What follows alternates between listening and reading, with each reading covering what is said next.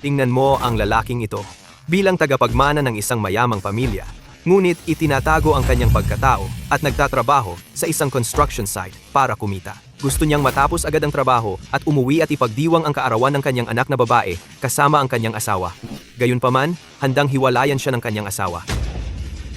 Tingnan mo si Xiao Tianze. May dalang 6 na sako ng semento ng sabay-sabay. Tao pa ba siya? Tigil na sa trabaho. Tumigil na. Darating ang mga tauhan ni Ma. Takbo lahat! Bye bye Shing. Sinabi kong tumigil ka na. Hindi mo ba ako marinig? Gago?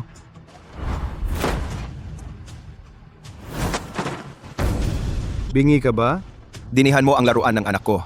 May reklamo ka ba? Bayaran mo ako. Pabayaran niya ako. Hindi pwede. Saktan ninyo siya.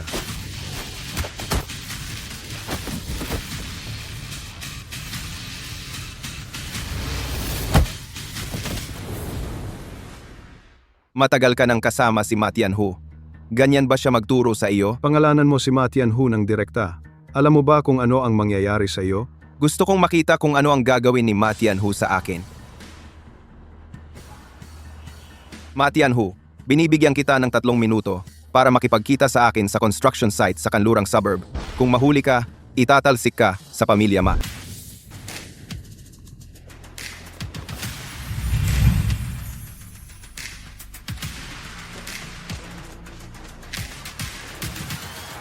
Master, nainsulto ka niya. Dapat mong turuan siya ng leksyon. Tumahimik ka. Ma Tianhu, chairman ng Nantian Consortium. Kilalanin mo ang batang master. Kilalanin mo ang batang master. Ang lakas ng loob mo, ang lakas ng loob mong mang-insulto kay Mr. Xiao, ang pinuno ng unang consortium sa Zhongxia. Master, napakabulag ko na hindi kita nakilala. Pinaapi mo ang iba gamit ang iyong kapangyarihan at nanloloko. Lumabas ka. Salamat po. Sa nakaraang 7 taon mula noong umalis ka sa pamilya Xiao, ang mga pangunahing domestic financial groups ay gumagalaw. Nakikiusap ako na bumalik ka sa pamilya Xiao upang pangasiwaan ang kabuuang sitwasyon. Ang mapayapang buhay ko ay sinira mo lahat. Paano na ang mga bagay na ipinagkatiwala ko sa iyo? Sa nakaraang 7 taon, sinunod ko ang iyong mga utos, tinulungan ang kumpanya ng iyong asawang si Tang Ruoxue upang maging isang kumpanya na nagkakahalaga ng 10 bilyong yuan. Bibigyan ko rin ng $1 bilyong na order, ibinigay ang 100 bilyong order. Siya ang magiging unang babaeng CEO sa Zhongxia. Kung wala ang iyong tulong, ang pamilya Tang ay mababangkarote. Pabayaan ang tagumpay. Ayos lang. Si Ruoxue ang nagligtas sa akin at nagsilang ng napakagandang anak na babae. Saka, dalhin mo ako sa kindergarten ng mabilis. Kailangan ko pa ring ipagdiwang ang kaarawan ng aking anak.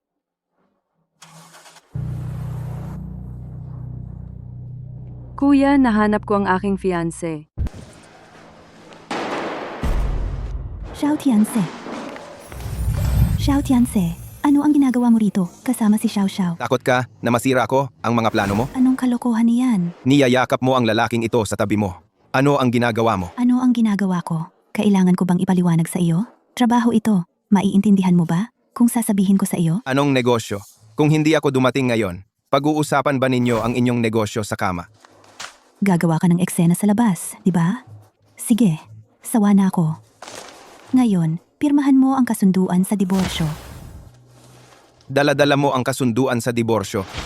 Tang Ruoxue, matagal mo na bang hinihintay ang araw na ito? Mali ba ako? 7 taon ng kasal, manggagawa ka pa rin sa construction site. Samantalang ako ay presidente ng Tang Group. Mananalo ako sa order na 10 bilyong dolyar ng Nantian Consortium bukas ng gabi. Hindi ka karapat-dapat sa akin. Ayos lang ang diborsyo. Xiao Xiao, gusto kong kunin. Hindi mo pwedeng kunin si Xiao Xiao. Isa kang trabahador sa construction site. Paano mo aalagaan si Xiao Xiao? Gusto mo bang panoorin ni Xiao Xiao na kasama mo ang lalaking ito? O hayaan siyang tawaging tatay ang ibang lalaki? Gusto mo bang dalhin si Xiao Xiao sa construction site at sumiksik kasama ang grupo ng mga trabahador? 7 taon. Sa paningin mo, wala akong kwenta? Bro, ang mukha mo. Kailangan mong kitain iyon ng mag-isa. Tingnan mo. Kahit ang regalo para sa birthday ng anak mong babae ay basura lang na ayaw ng iba. Pero ang ibinigay ko kay Xiao Xiao ay nagkakahalaga ng daan-daang libo ng Louis Vuitton Bata Rabbit. Si Tang Ruoxue, para lang sa perang ito, gusto mong sirain ang kasal namin. At sirain ang pagkabata ni Xiao Xiao? Bro, magandang bagay ang pera. Kaya nitong makuha ang sinumang babae. Gusto ko lang gamitin ang pera para makuha ang asawa mo. Naghahanap ka ng kamatayan. Mayabang ka, Xiao Tianse. Sino ang nagbigay sa iyo ng lakas ng loob na saktan siyang Master Wang? Sinaktan mo ako para sa kanya. Isang araw lang ang ibibigay ko sa iyo. Pirmahan mo ang kasunduan ng diborsyo. Umalis ka sa pamilya Tang. Huwag kang magpakita sa akin ulit. Tara na.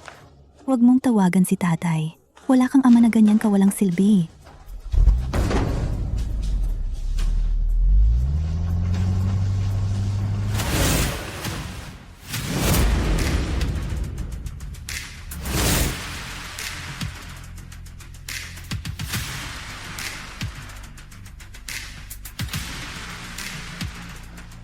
Guro, ito ang ikatlong dalaga ng pamilya Song sa Beijing. Song Hongyan. Ginoong Xiao, hinahangaan kita ng sobra. Ikaw ang aking idolo. Maari bang kitang imbitahin sa hapunan? Hindi ako libre. Ginoong Xiao. Xiao Tianse, makukuha rin kita sa huli.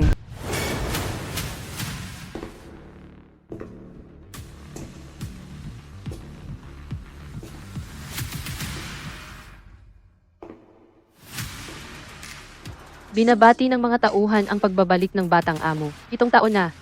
At sa wakas ay bumalik ka na. Pinaghirapan mo ito sa loob ng 7 taon. Narinig ko na nakikipag-ugnayan sina Tang Ruoxue at Wang Jianfeng kay Matianhu. Gusto ni Wang Jianfeng na gamitin ang kalahati ng kanyang negosyo upang makilala si Matianhu. Ngunit hindi pa tumugon si Matianhu. Sa kasalukuyan, si Matianhu ang namamahala sa kontrata ng pagpirma. Kailangan mo bang kanselahin ito?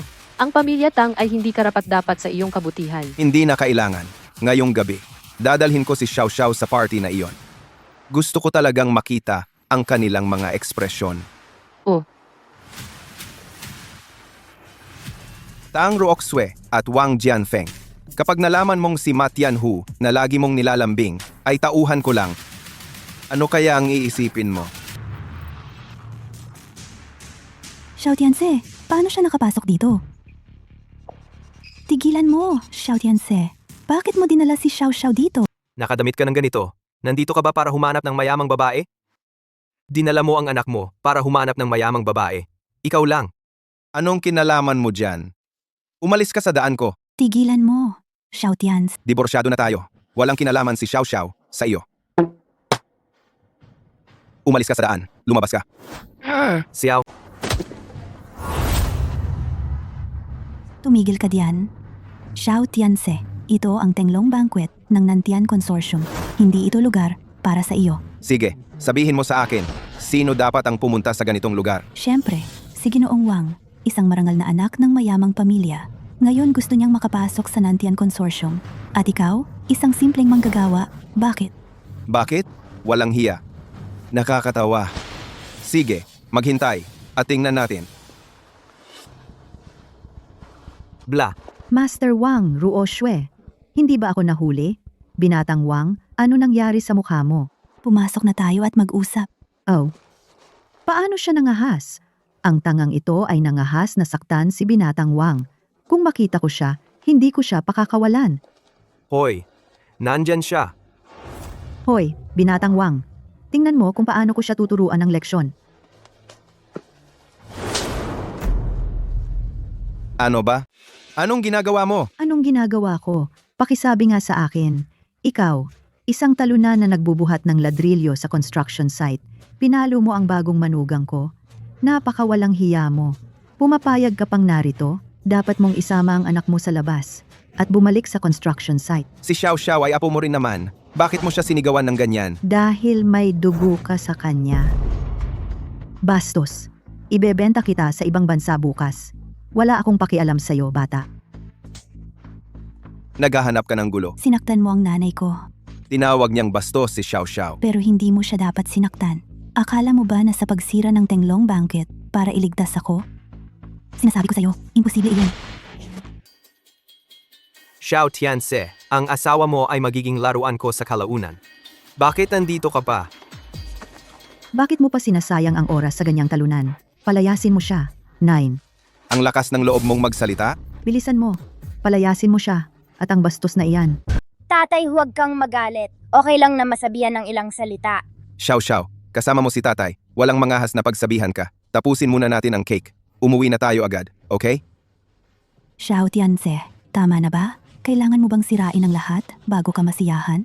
Sinasabi ko sa iyo, ang Nantian Consortium ay hinding-hindi makikipagtulungan sa iyo. Sinabi ko na, Sino ang may kapal ng mukha na magsabi niya?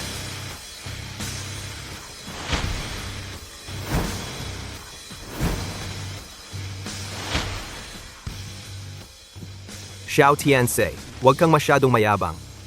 Kahit ang aming 5 pamilya ay kailangang gumalang sa Nantian Consortium. Sa iyong mga salita lamang para maimpluwensyahan ang desisyon ng konsorsyum. walang makakapigil sa akin sa gusto kong gawin.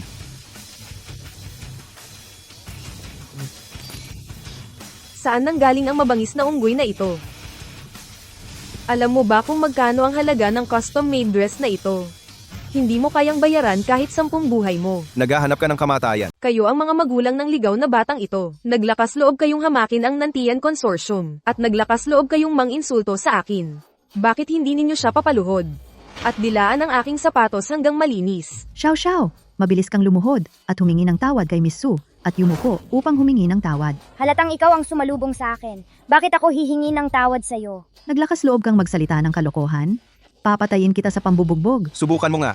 Makikita natin sino ang naglakas loob na humawak sa anak ko. Xiao Tianse, Xiao Tianse, talaga kang baboy na hindi takot sa kumukulong tubig. Naglakas loob kang hamunin ng aming 5 malalaking pamilya? Magkakaroon ka ba ng magandang wakas? Xiao Tianse, huwag kang malito dito. Siya ay galing sa 5 malalaking pamilya. Munting bagay, naririnig mo ba ako? Walang makakagawa ng kahit ano sa akin. Bilisan mo at lumuhad. Hindi, halatang ikaw ang nagtulak sa akin pababa. Pero gusto mo pa akong humingi ng tawad sa'yo. Kung saktan natin ang 5 malalaking pamilya, lahat ng meron ako ay mawawala. Xiao Xiao, pasensya na si mommy sa iyo. Xiao Xiao, makinig ka sa akin. Humingi ka ng tawad sa tiyan na ito. Tang Ruoxue, hindi na talaga kita makita ng malinaw. Hindi mali si Xiao Xiao. Bakit kami hihingi ng tawad? Hindi mali si Xiao Xiao. Bakit ako hihingi ng tawad sa'yo? Xiao Tianse, baliw ka. Ngayon, ang kailangan mo lang gawin ay humingi ng tawad. Kailangan mo bang palalain ang bagay para masiyahan ka? Para lang sa isang order na 10 bilyon? Handang hayaan mong mapahiya ang anak natin? Hindi mo ba nauunawaan na ang pansamantalang pagbibigay daan ay makakaya ang kabuuang sitwasyon? Kalokohan. Nanay at tatay, huwag kayong mag-away. Handa akong lumuhod at humingi ng tawad. Tandaan mong lumuhad at yumuko para humingi ng tawad. Oo, lumuhod. Oo, lumuhod. Tama ang anak ko. Bakit siya hihingi ng tawad sa'yo? Wala akong pakialam kung gaano mo gusto ang paghihiganti. Mas mabuting kalimutan mo na yan ngayon. Kung hindi, hindi lang ikaw, kundi pati si Xiao Xiao. Dahil gusto mong humingi ng tawad ang anak ko. Karapat-dapat ka ba? Ang aking katayuan ay kataas-taasan. At ang aking katayuan ay hindi maabot. Karapat-dapat ka ba? Katayuan at posisyon, wala sa inyo rito ang maihahambing sa akin. Sino ang nagbigay sa iyo ng kumpiyansa na sabihin na walang sino man dito ang maihahambing sa iyo? At sino ang nagbigay sa iyo ng tapang na hamunin ang dignidad ng aming 5 dakilang pamilya? Si Ji Xiao mismo ang pinakamalaking kumpiyansa.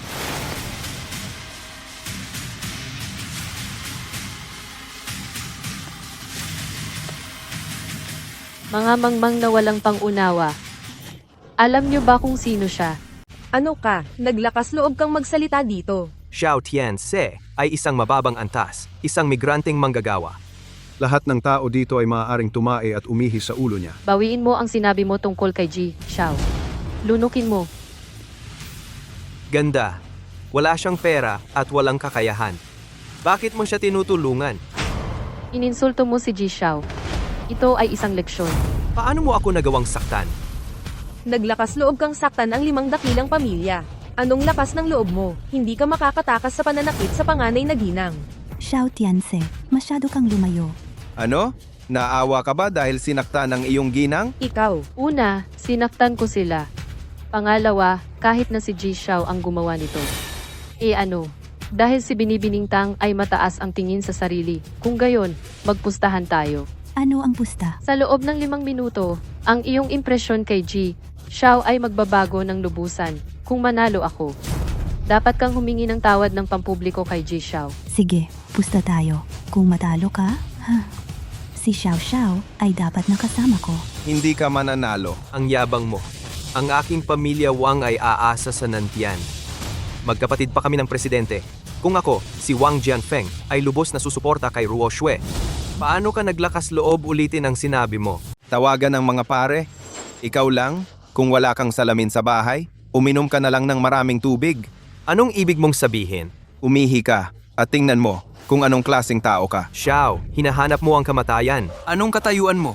Paano ka nangahas na galitin si Master Wang? Kung sa pagkakataong ito, ang pamilya Wang ay makakasama sa Nantian Consortium. Sila ay magiging hindi matatalo sa lalawigan ng Guangdong at hindi mapipigilan, malayo sa iyong maihahambing. Pagsisisihan mo ang iyong ginawa.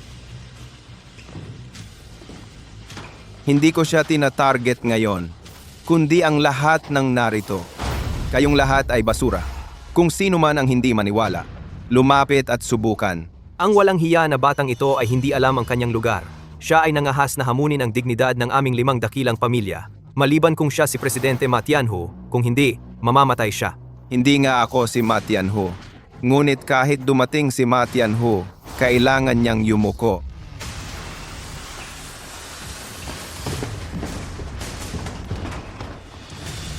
Xiaotians, kung gusto mong mangarap ng gising, umuwi ka at gawin mo iyon. Ngayon, pakiusap, umalis ka rito. Ayaw na kitang makita muli. Ikaw, isang hamak na natira ng pamilya Tang. Paano ka nangahas na magsalita ng walang kabuluhan dito? Hinahanap mo ang kamatayan. Napakawalang alam mo. Paano ka nang ahas na walang respeto kay Master Ma? Ngayon, bibigyan kita ng pagkakataon. Lumuhad ka at humingi ng tawad. Sinabi kong hindi kayo karapat-dapat. Ano sa tingin mo kung sino ka? Ang mga taong ito ang mga nangungunang pamilya ng martial arts sa lalawigan ng Guangdong. Sa kanilang mga salita, ay maaaring paalisin ka sa Tenglong. Paano ka nangahas na maging mapagmataas dito? Hingan mo sila ng tawad ngayon din. Sinabi kong hindi kayo karapat-dapat. Sinabi ko na hindi mo ito karapat-dapat. Bastardo, iyan ang upuan ni Presidente Maria. Bumaba ka dyan agad. Ang yabang ng batang ito. Paano mo nagawang gambalain ang piging ng Tenglong? Kahit ang mga pamilya ng Jingdu at makapangyarihang pamilya ay hindi nangahas na galitin si Master Ma. Ang upuan na ito ay trono ng dragon. Maliban kay Presidente Ma, walang sino man ang pwedeng umupo. Paano mo nalaman na hindi ako nangahas na galitin si Ma Tianhu? Walang galang! Paano mo nagawang tawagin si Presidente Ma sa kanyang pangalan? Wala kang respeto. Hinahanap mo ang kamatayan. Kung maglakas loob ka pang maging walang galang kay Mr. Xiao, papatayin kita bilang halimbawa. Ang upuan na ito, uupuan ko ito ngayon. Ang tapang mo at mayabang. Xiao Tianse, alam mo ba ang sinasabi mo? Isang payaso. Iyan kung ano ka. Ang totoong dragon ay nasa harap mo, ngunit bulag ka. Nagpapakalat ka ng walang basehang paninirang puri. Karapat dapat kang mamatay. Ganda, naniniwala ka sa lahat ng sinasabi niya. Siya ay nagtatalo lang sa construction site. Ano pa ba ang kaya niyang gawin? Xiao Tianse, papatayin kita ngayon. Ako, Wang Jianfeng, ang nagsabi. May tao. Hilahin ang bastardong ito palabas. Putulin siya ng pira-piraso. Papatayin kita dito ngayon. Halika, bugbugin siya. Oh,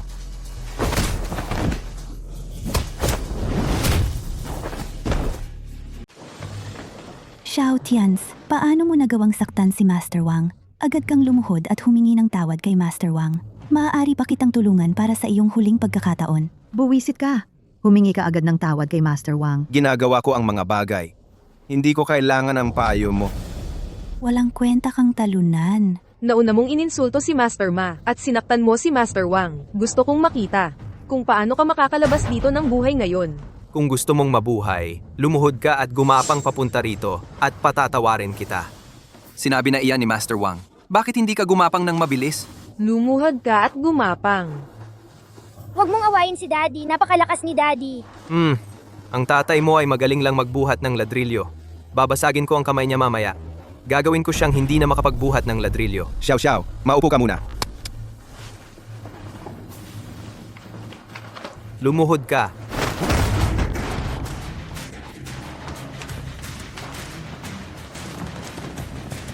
Nakaupo ako sa posisyong ito ngayon. Ano ang magagawa mo sa akin? Mamamatay ka na, pero matigas pa rin ang ulo mo. Paano mo nagawang hamunin ang aming 5 dakilang pamilya? Ang iyong mga kilos ay talagang hangal. Ipapaalam ko sa iyo ngayon mismo. kung gaano ka katanga. Matianhu, bibigyan kita ng 5 minuto. Pumunta ka agad sa handaan. Huwag kang mahuli. Matianhu, bibigyan kita ng 5 minuto upang dumating ka agad sa hapunan. Huwag kang malate. Akala mo ba ikaw ay aso? At gusto mo pang utusan si Master Ma? Ngayon, ipapakita ko sa iyo wala ka sa harap ng kapangyarihan.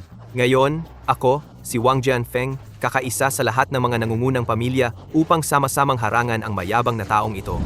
Upang hindi siya makabangon. Ang taong ito ay walang ingat at ang kanyang mga aksyon ay mas mayabang. Sinira niya ang reputasyon ng mga malalaking pamilya. Walang anumang pagsisisi. Ang aking pamilya Shu upang maibalik ang reputasyon ng lalawigan ng Guangdong. Nagpas siyang sumama sa pamilya Wang upang harangan siya. Napakaraming nangungunang pamilya ang nagtulong-tulong para harangan siya. Talagang hindi ito kalakihan. Ang aking pamilya Huang ay tiyak na kikilos. Ito ang nararapat sa iyo. Salamat sa pangunawa ng aking anak na babae. Nahiwalayan ka ng maaga. Kung hindi, ang buong pamilya Tang namin ay masisira dahil sa iyo. Hindi mo ba alam kung anong katangahan ang ginagawa mo? 3, Nagpapanggap ka pa ring matalino kahit malapit ka ng mamatay. 2, Gusto kitang harapin ngayon. Kahit pumunta si Master Ma, hindi niya ito mapipigilan. 1. Dumating si Master Ma. Dumating si President Ma. Pinabati si President Ma. President Ma, ang lalaking ito ay mayabang at mapangapi sa hapunan. Hindi lang niya ako sinaktan, kundi pati ang iyong trono ay nilapastangan. Gusto naming sama-samang ipagbawal ang taong ito. Xiao Tianse, dumating na sa ganitong punto ang mga bagay. Dumating na si President Ma. Kung taus-puso kang humingi ng tawad, baka magkaroon ka ng pagkakataong mabuhay. Sao. Sabihin mo kay Tito mamamaya, sino ang nangapi sa iyo? Matianhu, halika rito. Xiao Tianse, naghahanap ka ng kamatayan. Paano mo nagawang hilingin kay Master Ma na pumunta roon? Naghahanap ka ng kamatayan. Binabati ni Matianhu si Mr. Xiao. Huli na kami. Sana patawarin ako ni Mr. Xiao. Tito Ma, sila ang nangapi sa akin at sa aking ama. Sinaktan pa niya ako at pinilit akong humingi ng tawad sa kanya. Ang yabang mo, paano mo nagawang apihin ang dalaga at insultuhin si Mr. Xiao? Ngayon, nakatayo ako dito. Gusto kong makita kung sino ang may ganoong tap. Isang taong iniwan lang siya. Paano siya naging dahilan para igalang mo siya ng ganyan? Walang galang. Presidente Ma, isa lang siyang talunan. Ikaw. Dahil sa iyong kawalan ng respeto kay Mr. Xiao, kayang-kaya kong wasakin ang buong pamilya Wang. Ang pamilya mo sana ay umangat ng mataas, pero mali ang pinili mo. Imposible. Paano nangyari ito? Dahil lang sa iyong panandali ang pagkakamali, nasira ang kinabukasan ng buong pamilya Wang. Ang pamilya Wang ay nang insulto kay Mr. Xiao. Ang kapalit ay ang pagkawasak ng buong pamilya Wang. Presidente Ma, ang pamilya ko ay naging tapat sa iyo at hindi ka kailanman pinagtaksilan. Presidente Ma, patawarin mo ako sa pagkakataong ito. Sa pagkakataong ito lang, nakikiusap ako, pakawalan mo ako. Wang Jianfeng, umaasa ka sa iyong katayuan bilang maharlika ng pamilya Wang at naging mayabang ka. At gusto mo akong hiwain ng pira-piraso at dahan-dahang pugutan ng ulo, tama ba? Nagbanta kang pag-isahin ang 5 pangunahing pamilya at harangan ako. Ngayon, bakit ka nagmamakaawa? Ang kapal ng mukha mo. Sinubukan ko munang pasiyahin ang pinakamalaking konsorsyum. Bakit nangyari ito? Sabihin mo sa akin, bakit nangyari ito? Bakit nangyari ito? Bakit nangyari ito? Sabihin mo sa akin kung bakit nangyari ito. Kalugin ninyo siya palabas. Hindi. Hindi mo to pwedeng gawin. Ang gusto mo lang ay lumuhod at humingi ng tawad ang anak ko. Sabi ko hindi. Sa tingin mo ba, angkop, yan, ngayon? Hindi. Miss, humihingi ako ng tawad sa iyo. Humihingi ako ng tawad sa iyo. Tingnan mo, humingi siya ng tawad sa iyo. Matianhu, bibigyan kita ng 10 minuto para ibang karote ang pamilya Shu. Huwag. Tang Ruoxue, wa. Sinabi ko na lahat ng pag-aari ng pamilya Tang ay galing sa akin. Hindi ka naniwala. Pagkatapos, sinabi ko sa iyo na hindi rin ako kayang saktan ni Matianhu. Hindi ka pa rin naniwala. Sinasabi ko sa iyo na ang mga taong ito ay hindi karapat-dapat na lumuhod ang anak ko. Hindi ka pa rin naniwala. Ngayon nakikita mo na ang resulta.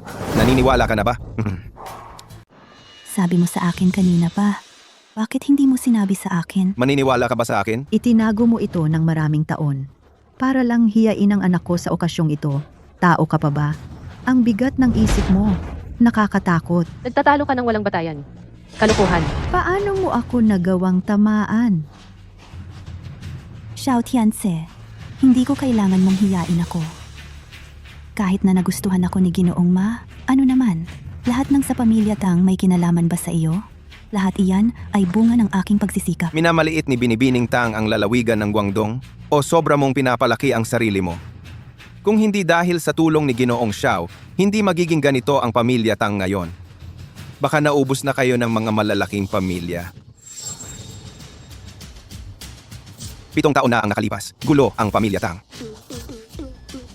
At hindi makapanatili sa lalawigan ng Guangdong. Tinulungan kita ng lihim dahil ayokong mabigo ka. Pero hindi ko inaasahan na pagkatapos mong maging mayamang negosyante, naging walang utang na loob ka at ginamit mo pa ang anak mo bilang puhunan para umangat sa mataas na posisyon.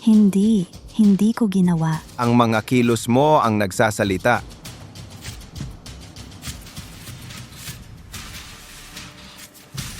Ngayon, alang-alang sa ating anak, hindi kita gagalawin. Mula ngayon, ikaw sa iyong daan. Ako sa aking daan. Wala na tayong kinalaman sa isa't isa. Tungkol sa'yo, hindi ba gusto mong sama-samang harangin ako? Sige, gawin mo. Mr. Xiao, kasalanan namin na hindi na ipaliwanag ang sitwasyon. Ang mga pamilya Tang at Wang ang nagdudulot ng gulo. Lahat ay ginamit nila. Handang magpakita ng katapatan. Patawarin mo kami. Kahit anong kondisyon ang ibigay ni Mr. Xiao, hindi namin tatanggihan. Kanina gusto mo akong harangin. Mukhang gusto mo akong kainin ng buhay. Pero ngayon, ginagamit ka lang ng iba.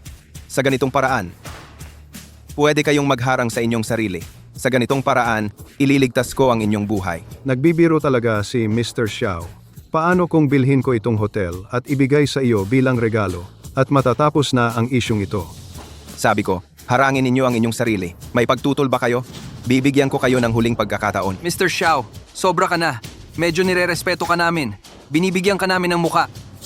Kung talagang mag-away tayo, huwag mo kaming sisihin kung hindi ka namin kung gusto mo talagang sirain ang mukha mo. Huwag mo kaming sisihin sa hindi pagbibigay sa iyo ng respeto. Tumahimik ka. Alam mo ba kung sino si Mr. Xiao? Presidente Ma, nirerespeto ka namin at binibigyan ka namin ng halaga. Pero wala kaming pakialam kung sino siya. Kung itutulak mo talaga kami sa pader, huwag mo kaming sisihin. Lahat ng tao dito ay sikat at prominente. Kung gusto mo talagang alisin kaming lahat, subukan mo. Tama siya. Dahil ayaw mong matapos ng maayos, subukan mo na lang. Naghahanap ka ng kamatayan. Tara, hulihin niyo sila. Ang grupo namin ay nasa Guangsheng ng maraming taon at laging matatag dahil lang sa kanyang mayabang na salita. Masisira ba kami? Marami kaming narito. Bakit namin siya tatakutin? Hayaan mong ipakita ko sa inyo kung paano isulat ang salitang kamatayan. Lahat ng narito, huwag hayaang makatakas ang sinuman. Palayasin silang lahat mula sa lalawigan ng Guangdong. Presidente Ma, sasalungatin mo ba kaming lahat para sa kanya? Kayo lang, hindi kayo karapat-dapat sa tabi ni Mr. Xiao. Anong kapangyarihan mayroon siya para talunin kaming lahat? Bakit? Oo, bakit siya? Master, hindi maganda. Ang aming kumpanya ay tinamaan ng isang hindi pa naganap na dagok. Nawala ang lahat sa amin. Bangkarote ka na. Ano? Bangkarote? Anong uri ng kapangyarihan mayroon siya? Paano niyang mag-isa aalisin kaming lahat? Bakit? Dahil ako ang ikatlong binibini ng pamilya Song.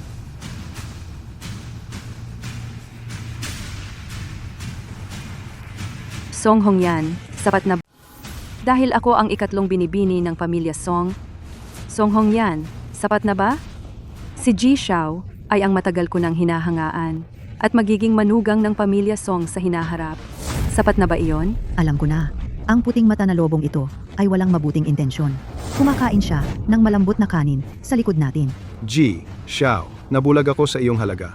Ang Kangming Group ay nagbangkarote. Mangyaring bigyan mo ako ng paraan. Ji Xiao, Handa naming isuko ang aming kayamanan. Hayaan mo lang kaming mabuhay. Si, Salamat, Ji Xiao. Salamat, salamat. Tatay, sino ang magandang ate na yon? Ano ang ginagawa niya rito? Miss Song? Sa palagay ko, kailangan nating mag-usap. G, Xiao, masyadong maraming tao dito. Maaari ba tayong lumipat ng lugar? Si,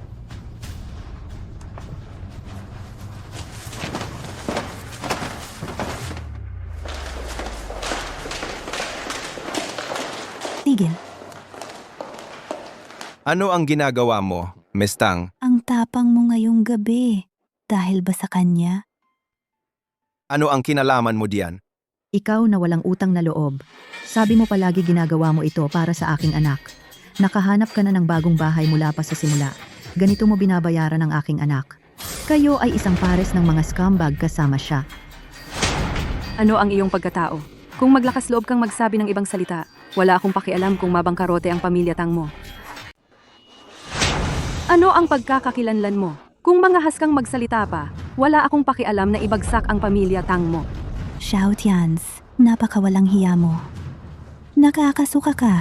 Miss Tang, ano ang karapatan mong mabigo? Huwag mong kalimutan na natalo ka sa taya kanina. Dapat kang humingi ng tawad kay Mr. Xiao. Kung siya ay umaasa sa kanyang sariling kakayahan na lampasan ang karamihan at pahangain ang lahat sa kanya, gusto kong humingi ng tawad. Ngunit sa kasamaang palad, ang inaasahan niya ay isang babae na kumakain ng malambot na kanin. Kung iyon lang ang gusto mong sabihin, wala akong oras para makinig. Teka, dahil sumali ka sa isang makapangyarihang pamilya, ibalik mo sa akin si Xiao Xiao. Ayokong mabuli si Xiao Xiao ng isang stepmother. Mabuli si Xiao Xiao kung sasama siya sa iyo. Hindi kita hahayaan na kunin si Xiao Xiao. Nag-iilusyon ka. Kahit papaano, dapat mong bigyan ng pagpipilian si Xiao Xiao. Hayaan siyang pumili para sa kanyang sarili. Xiao Xiao, sumama ka kay mommy. Makakasuot ka ng pinakamagagandang damit at maging pinakamagandang prinsesa. Si Daddy ang pinakamahal si Xiao Xiao. Si Xiao Xiao din ang pinakagusto ang kanyang tatay. Ang aking mga laruan, hairpins, at mga damit prinsesa ay lahat binili ng tatay ko. Gusto kong maging munting prinsesa ni Daddy. Palagi kang busy. Hindi ko alam kung ano ang ginagawa mo. Si Xiao Xiao ay nakikita ka lang isang beses sa isang buwan. Iniwan mo ang pamilyang ito para sa tinatawag na kayamanan. Ang lalaking kahit ako ay kailangang hangaan, pero pinabayaan mo siya. Isang araw, mapapagtanto mo kung gaano kakaawa. Pinapayuhan kita na wala kang karapatang pintasan si Mr. Xiao. B. Isa kang soro at masama. At nagdudulot ka lang ng gulo. Sa halip na magreklamo dito, mas mabuting bumalik ka at pagbutihin ang iyong sarili. Sa aking kasalukuyang lakas, malayo pa ako sa pamilya Song sa Kyoto. Ngunit isang araw, malalampasan ko siya sa pamamagitan ng aking sariling pagsisik. Isang pares ng mangangalunya.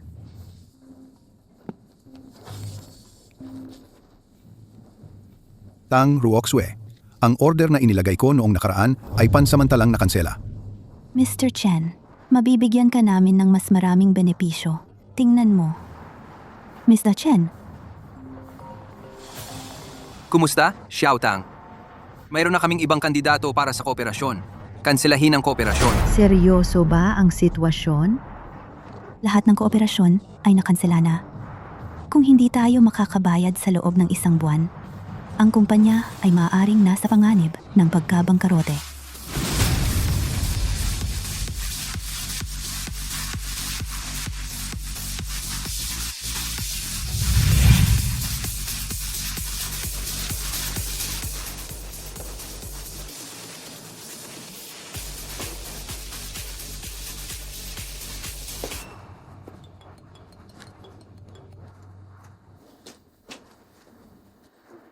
Kumusta, Presidente Kui? He Shufen. Isang buwan na simula nang pahiramin mo ako ng 3 milyon yuan. Oras na para bayaran ito. Mabibigyan mo ba ako ng 2 araw pa? Isang araw. Bibigyan kita ng kahit isang araw lang. Kung hindi ko makita ang pera bukas, kukunin ko ang iyong mga organo at hihiwalayin. At ipapadala sa ibang bansa. Hoy, wag. Ako. Kilala mo ang anak kong babae, di ba? Ang pinakamagandang babae sa lungsod. ibibigay ko siya sa'yo. Sapat na ba iyon? Sige, kita tayo sa Changming Hotel. Siguraduhin mong ipadala siya sa aking kama. Hintayin mo lang ang aking mensahe. Mag-party tayo.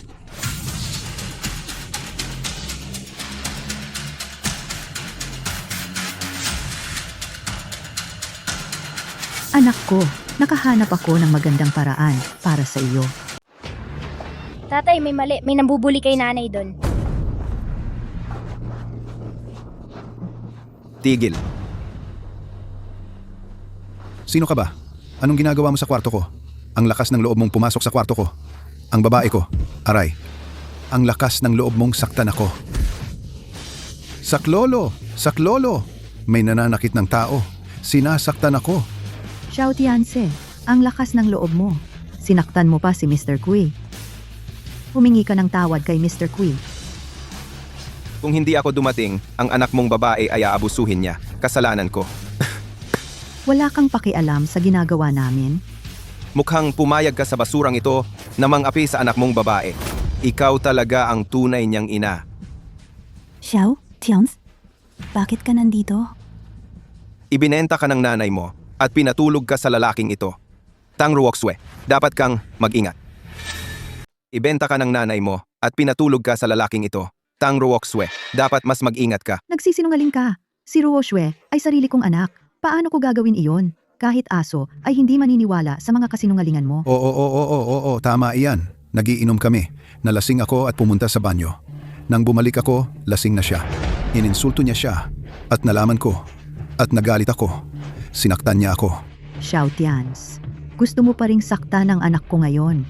Sobra na ang sakit na naidulot mo sa anak ko. Ano ang gusto mo? Huwag mong sisihin ang tatay ko. Tumahimik ka, puta. Ano ang sinabi mo?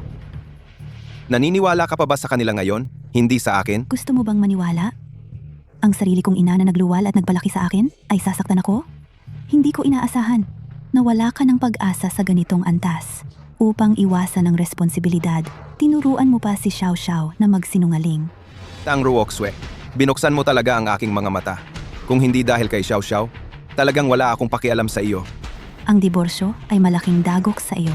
Naiintindihan ko kung galit ka sa akin, ngunit hindi mo ito magagawa. At hindi mo rin dapat saktan si Jikui. Mula ngayon, si Xiao Xiao ay hindi na maaaring sumama sa iyo. Mabilis kang lumuhod at humingi ng tawad kay Jikui. Tingnan natin kung sino ang nagpaluhod kay Ji Xiao. Tingnan ko kung sino ang nagpaluhod kay Ginoong Xiao. Xiao Tians, nagtatago ka lang sa likod ng mga babae at ipinapakita mo ang iyong kapangyarihan. Isa ka lang babaeng namumulot ng mga tira namin. Ang tapang mo, paano mo nagawang kausapin si Binibining Song ng ganyan? Miss Song, wala akong kinalaman sa kanila. Hindi ko siya kilala. Dinisirespeto mo ba si Ginoong Xiao? Ginoong Xiao. Ginoong Xiao, masyado kang mapagpasensya. Hindi ko alam kung sino ka. Pwede bang huwag kang magtampo sa akin? Huwag kang magtampo sa akin. Anong nangyari kanina? Sabihin mo ng malinaw. Ako. Na-obsess lang ako sa sex. Ang nanay mo ay may utang sa akin at hindi mabayaran at ipinagbili ka sa akin. Ang gamot ay ibinigay din ng nanay mo at hinayaan akong matulog sa iyo. Salamat sa Diyos. Salamat sa Diyos. Si Ginoong Xiao ay dumating sa tamang oras para iligtas ka. Kung hindi, sana ay. Ginawa mo talaga. Nanay ka pa ba? Kuida Fu, gusto mo bang mabuhay? Oo. Simula ngayon, hindi kita pinapayagang magpahiram ng pera sa pamilya Tang. Sige. Susunod na ako sa iyo simula ngayon. Gagawin ko ang lahat ng sasabihin mo. Hindi. Mali ang ginawa mo sa pagkatao ni Mr. Xiao. Si Mr. Xiao ay walang sinasabi, pero hindi ko na kayang tiisin. Simula ngayon, ititigil ko na ang lahat ng tulong sa'yo hanggang sa mabangkarote ang pamilya Tang. Tumigil ka na sa pagsasalita. Umalis na tayo. Mr. Kui, tayo. Hindi ako makikinig. Narinig mo naman. Nagsalita na si Miss Song. Kaya kailangan mong maghanap ng ibang paraan para kumita ng pera. Paano nangyari ito? Ruo Xue, hindi ganito ang mga bagay-bagay. Tumigil ka na sa pagsasalita. Anong ibig mong sabihin?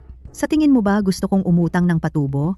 Lahat ito ay dahil nagpapaliban ka at hindi mo hiniwalayan ang talunang iyon. Kung hiniwalayan mo siya ng mas maaga at humanap sa akin ng mayamang asawa, bakit kailangan ko pang mangutang sa mga usurero? Pinalaki kita sa loob ng 20 taon. Madali ba para sa akin? At ako ang dapat magdusa? Nagsisisi ka ba sa paghihiwalay sa talunan na yon, di ba? Tingnan mo ang sarili mo. Kakapaghiwalay mo lang ilang araw ang nakalipas. Nakaugnay na agad siya sa isang mayamang babae. At sinira niya ang ating pamilya. Sulit bang pagsisihan ang ganyang walang kwenta? Kung wala ang mayamang babae, wala siyang kwenta. At si Song Hong yan. Manahimik ka. Hindi ko pagsisisihan ang paghihiwalay kay Xiao Tianze sa buong buhay ko. Kung wala si Xiao Tianze, kaya ko pa ring tumayo sa tuktok ng mundo.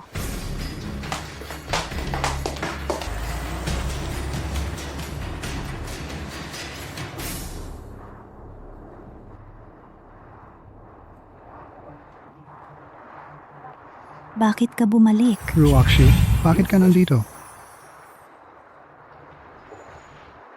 May magandang balita ako sa iyo. Naghiwalay na sina Xiaoshu at Talunan, di ba? Magaling.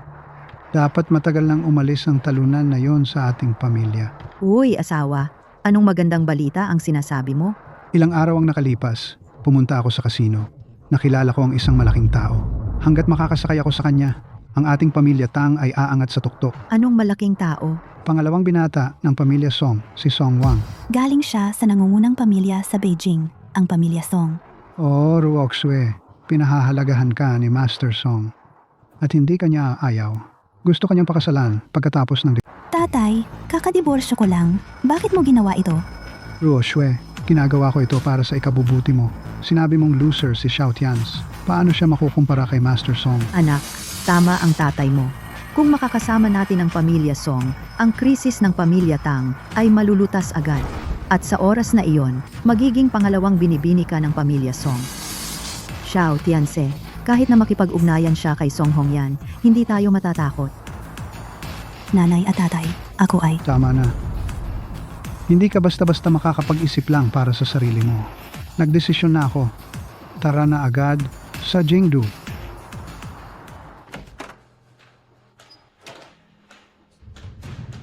Ang pinuno ng pamilya Song na si Songhai ay bumati sa Panginoon. Pagbati sa Panginoon. Tumayo ka. Salamat, Panginoon. Panginoon, pakiusap.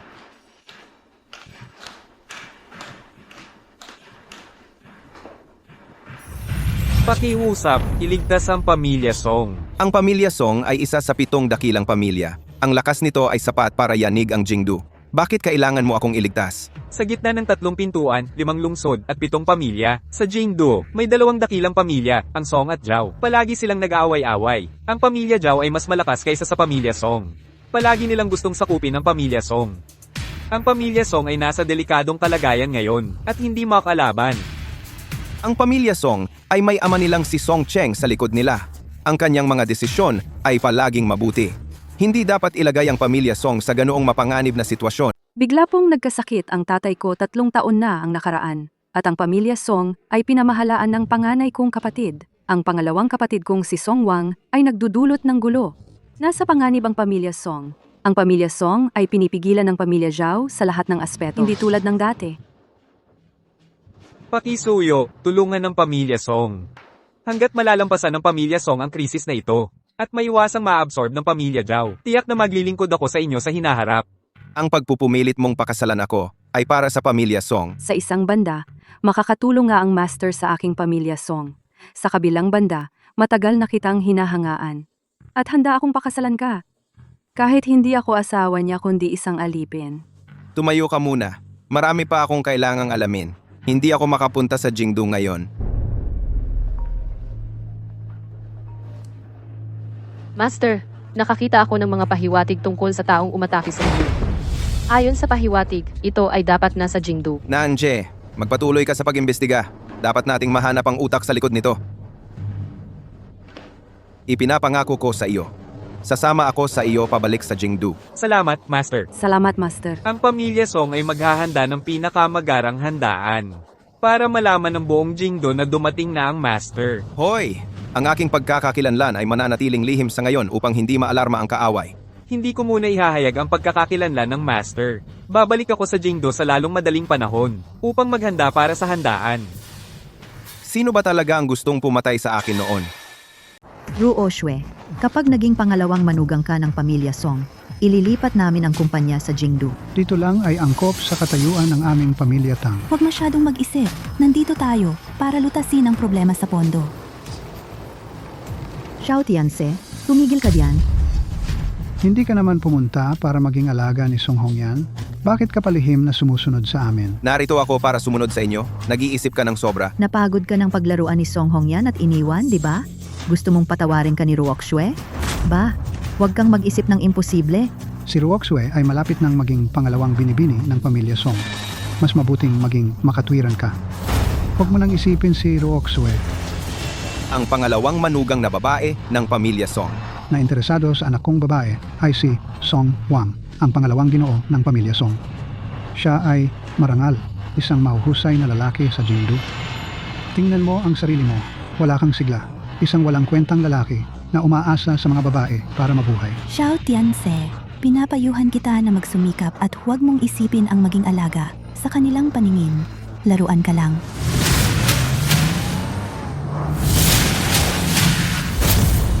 Sinong sinasabi mong alagyan ng mayamang babae? Gusto kong alagaan si Mr. Xiao, pero wala akong kwalifikasyon. Song Hongyan, hindi mo ba pinalayas si Xiao Tianse? Hindi ako katulad ng ibang bulag at itatapo ng isang mabuting tao tulad ni Mr. Xiao. Hanggat handa si Mr. Xiao, maaari akong maging asawa niya magpakailanman. Siya lang, isang mabuting tao? Wala ka bang nakitang lalaki? Ikaw pa ang nagkusa sa talunan na ito. Tang Feng yan, alamin mo ang iyong lugar.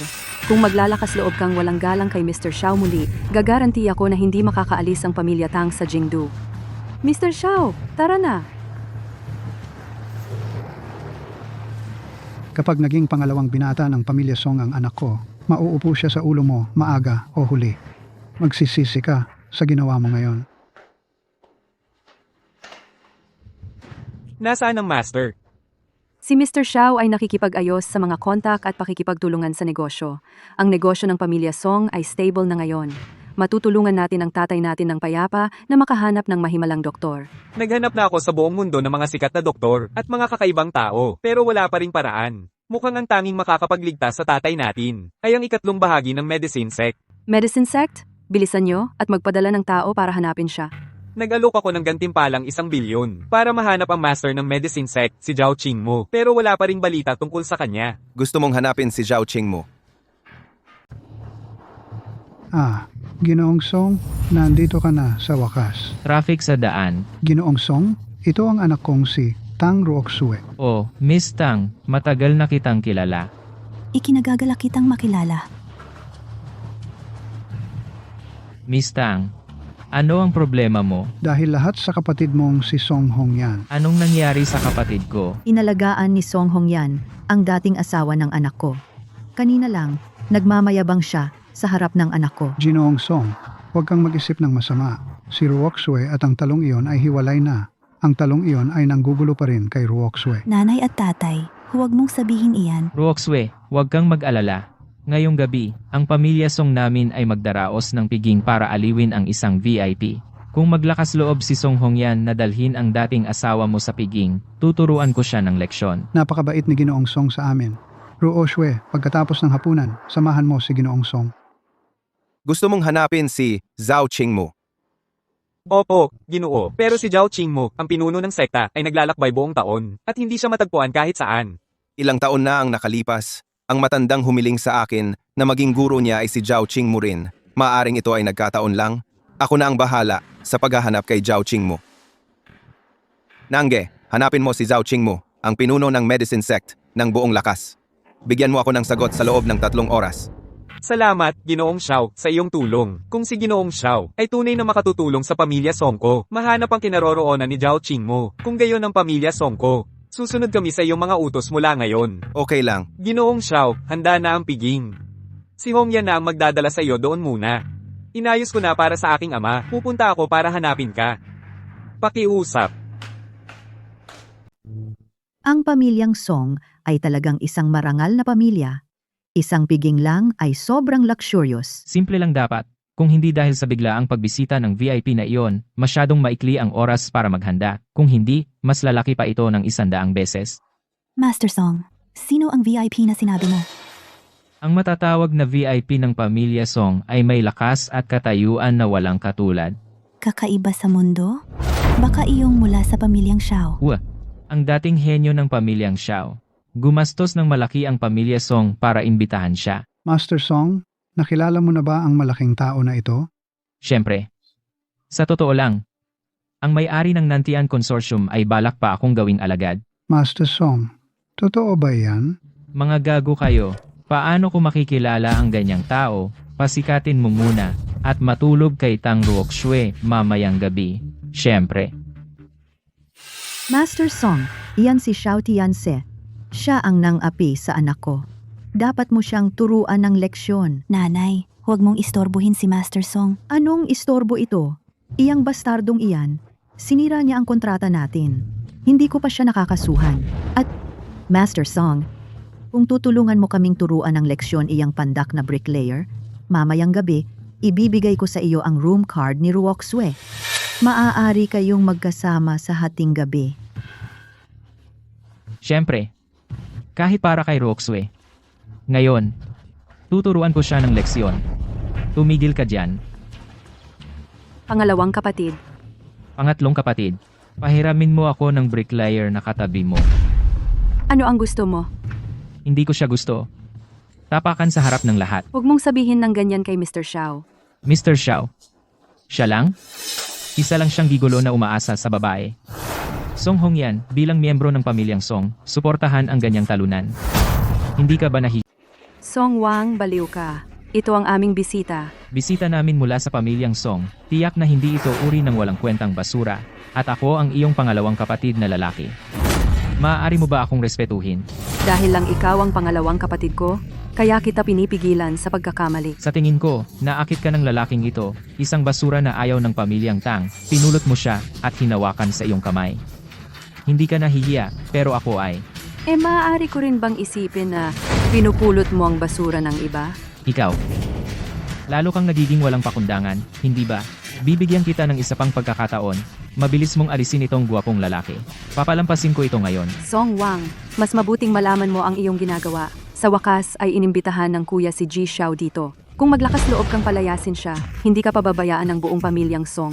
Song Hongyan, gusto mo talagang takpan itong guwapong lalaki? Gagawin mo ang lahat.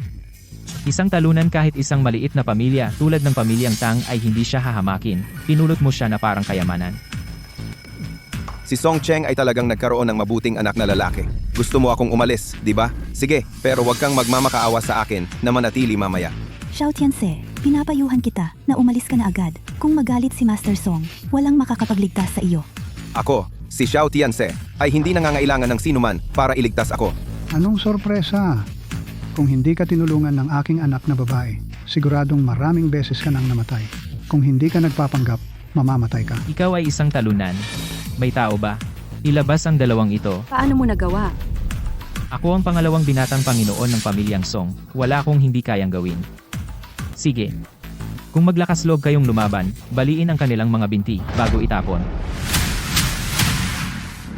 Tingnan natin kung sino ang maglakas. Song Wang, anong ibig mong sabihin? Sinusubukan mo bang paalisin ang bisita ko? Bisita. Hindi ba siya isang mabahong tagagawa ng laryo? Kuya, inimbitahan mo ang ganyang tao sa piging. Talagang hindi bagay sa ganitong engrandeng okasyon. Kung malaman ito ng iba, paano tayo makakaharap sa pamilya Song? Kung si Mr. Xiao mismo ay hindi desente, anong mukha pa ang ating mabubuhay? Sasabihin ko sa iyo na, ang krisis ng pamilya Song ay kay Mr. Xiao lang malulutas. Siya ay isang walang kwentang tao na pinalayas. Paano niya ito malulutas? Xiao Tianse, mabilis kang magpaliwanag kay Master Song. Ikaw ay isang manggagawa lamang sa construction site. Paano mo sila matutulungan? Narinig mo ba? Kuya, umaasa ka sa kanya. Hindi mo ba itinutulak ang ating pamilya Song sa hukay ng apoy? Kung maililigtas ko ang pamilya Song, hindi sa iyo nakasalalay ang paghusga. Ikaw ay isang gunggong na babae lang ang inaatupag. Huwag kang sumigaw sa pamilya Song. Xiao Tianse, pumunta ka rito at lumuhod para humingi ng tawad kay Master Song. Lumabas ka dito. Kung maglakas loob ka pang ituro si Mr. Xiao, puputulin ko ang kamay mo ngayon. Kuya, tumahimik ka. Kung magsasalita ka pa ng isang salita, bubugbugin din kita. Kuya, para lang sa mga taong ito. Sasaktan mo ako. Ang pambubugbog sa iyo ay ang pinakamagaan na parusa. Kung galitin mo si Mr. Xiao, lalabas ka na ng pamilya Song ngayon. Gusto kong makita kung ano ang kaya niyang gawin para iligtas ang pamilya Song. Kung hindi niya tayo maililigtas, papatayin ko siya. At walang lugar na ililibing sa kanya sa Jingdu. Tumahimik ka tungkol sa pamilya Tang. Mangyaring umalis agad. Ginoong Song, tulungan mo kami. Lumabas ka at maghintay sa akin. Xiao Tianse, mas mabuti pang iligtas mo ang pamilya Song o pira-pirasuhin kita. Posible bang si Xiao Tianse talaga namang may paraan para tulungan ang pamilya Song sa krisis na ito? Ginoong Xiao, talagang pasensya na. Kasalanan ko na hindi ko siya naidisipolina ng maayos. Okay lang. Kasalanan lahat ni Xiao Tianse. Kung hindi tayo pinalaya sa pamilya Song. Ma, tumigil ka na. Mali ba ako? Ganyan talaga. Tama si Tia. Kasalanan lahat ng talunan na iyon. Hindi ko alam kung anong uri ng sopas na pampalasing ang ibinigay niya sa kuya at ate. Ginoong Song, kaya hinayaan natin itong basurang si Xiao Tians na mang-api at manlinlang sa pamilya Song? Huwag kang mag-alala. Kapag nailantad ko ang mga kasinungalingan ng bastardong ito, walang sinuman sa pamilya Song ang magtatanggol sa kanya. Sa oras na yon, tuturuan ko ang bastardong ito ng leksyon. Ipaglalabas ko ang galit para sa iyo. Gusto kong makita itong basurang si Xiao Tianse kung paano niya malulutas ang problema ng pamilya Song. Mr. Xiao, kakakuha ko lang ng balita na malubha ang sakit ng tatay ko at ang buhay niya ay nakataya na lang. Hindi ko alam ang Jiao Sect Master na nakausap mo dati. Kung may balita, Huwag kang mag-alala. Natagpuan na siya ni Ye Nange. Papunta na si Zhao Qingmu. Nagtiwala ka sa gunggong na ito para mahanap si Zhao Qingmu. Mas mabuti pang humingi ako ng panaginip sa Bodhisattva. ang lakas ng loob mong magsalita ng ganyan. Kung alam ko lang na ginagamot mo ang tatay ni Song, sana ako na ang kumilos. Bakit ka nagpapanggap? Tagapaglagay ka lang ng ladrilyo. Paano mo magagagamot ang sakit ng tatay ko? Tumahimik ka. Mr. Xiao, kaya mo ba talagang gamutin ito? Lagi kong tinutupad ang aking salita. Basta, hindi pa siya patay. Kaya ko siyang iligtas. Ang galing mo magpanggap. Kahit narito mismo si Zhao Qingmu, natatakot ako na hindi siya kasing yabang mo. Pwede mo piliing, huwag maniwala sa akin. Dalhin mo ang tatay ko rito. Oh. Mr. Xiao, dumating na ang tatay ko. Kumusta na, Mr. Xiao? Masyadong malubha. Kung hindi magamot agad, mamamatay siya agad. Kalokohan. Nakikita ko iyan. Kung wala kang kakayahan, umalis ka na sa pamilya Song ngayon, o kung hindi, ako mismo ang magpapalaya sa iyo. Tumahimik ka, Mr. Xiao. May paraan ka ba para gamutin ito? Oo. Basta maalis ang namuong dugo sa katawan. At painitin ang gamot para gumaling. Pakiusap, Mr. Xiao, tulungan mo ako. Gusto mo ba talagang ipagamot sa bastard na ito ang sakit ng tatay natin? Tahimik dahil nagsalita na si Mr. Xiao. Tiyak na may paraan siya para mailigtas ang tatay natin. Siya lang, isang mabahong Mason. Naniniwala ka sa kanya. Baliw ka ba o wala ka lang pakialam sa buhay ng tatay natin? Pangalawang kapatid, totoo ang sinabi ng panganay na kapatid. Magtiwala ka na lang kay Mr. Xiao. Song Wang, kung hindi ka tapat, umalis ka na dito. Dahil sabi ninyo kaya niyang iligtas si tatay. Lakas loob mo bang makipagpusta sa akin? Kung hindi mo mailigtas ang tatay ko, bubunutin ko ang litid at buto mo at gagawin kang biye. Ipapaalam ko sa lahat ang kahihinatnan ng panloloko sa pamilya Song. Kapatid, tumigil ka sa biruan. Paano kung pagalingin ko siya? Ga. Kung magagawa mong pagalingin siya, luluhod ako at magsusumikap ng 3 beses sa iyo. Tatahol pa ako na parang aso. Mula ngayon, ituturing kitang VIP ng pamilya Song. Dahil gusto mong maging aso, ngayon, tutuparin ko ang hiling mo. Nagpapanggap ka lang. Mr. Xiao, kahit hindi mo magamot ang aking ama, hindi ka sisisihin ng pamilya Song. Mangyaring gamutin mo siya ng malaya. Huwag mag-alala. Ang kalagayan ni Mr. Song talagang mahirap para sa ordinaryong tao na gamutin. Ngunit ngayon susubukan ko. Kahit ang hari ng impyerno ay hindi siya madadala. Kaninong anak ito? Ang lakas ng dating ng salita. Kaninong anak ang lakas ng boses? Dr. Zhao, nandito ka na sa wakas. Siya, sabi niya na ang sakit ng tatay ko walang ibang makakagamot. Ang mga kabataan ngayon ay napakayabang at nagsasabi ng kahit ano. Gusto kong subukan para makita kung maililigtas ko ang buhay niya. Ginoong Xiao, paano sa tingin mo dapat nating ayusin? Bakit hindi mo siya hayaan munang subukan?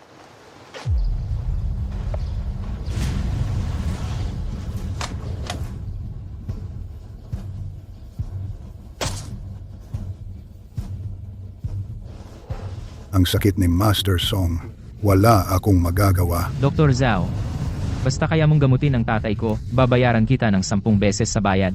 Hindi, o kahit 100 beses. Ang 5 internal organs at 6 na fu ni Master Song ay nagsimula ng mabulok. Wala akong paraan para tumulong.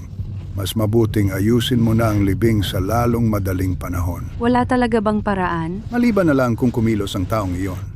Noong panahong iyon, kinuha ko ang kalahati ng kanyang medikal na libro. Kaya napabuti ko ang aking kakayahan ngayon. Naglakas loob lang akong sabihin na kalahati lang akong alagad niya. Natatakot akong sirain ang reputasyon ng master. Sino siya? May ganoong antas? Maaari ba nating imbitahin siya? Hindi ako karapat-dapat na makipagkita sa mga master sa antas niya. Hindi ko rin siya nakita. Kung hindi mo kaya gamutin, umalis ka sa daan. Kaya kong gamutin. Ang tapang mo. Huwag kang magsalita ng walang katuturan. Kahit si Dr. Zhao ay hindi kayang gamutin. Anong kwalifikasyon mayroon ng isang tagapagbato? Kwalifikasyon. Tingnan mo ito. Sapat na ba? Ito ang Medicine God Order. Ikaw ang Diyos ng medisina noon. Tama. Ikaw ang Diyos ng medisina noon. Parusahan mo ako. Ang yabang mo. Hindi mo na kayang hawakan ang sarili mo. Hindi ako mangahas na tanggapin ang ganyang alagad. Ikaw ba talaga ang guro ni Dr. Zhao? Ang libro ng medisina ay akin talaga, pero hindi ko siya kinikilala bilang alagad ko. Hindi ba siya isang gigulo lang? Siya. Imposible. Paano mo nagawang makipag-usap ng ganyan sa aking guro? Bibigyan kita ng isang matanda. Tumahimik ka. Kung manggahas kang dumusta kay Mr. Xiao ulit, babaliwalain ko ang ating pagkakapatiran. Hayaan mo munang gamutin ang pasyente.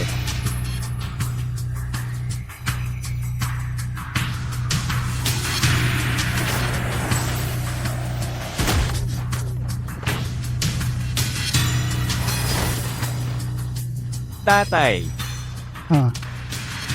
Mas maganda na ang pakiramdam ko. Mr. Xiao, salamat. salamat Mr. Xiao.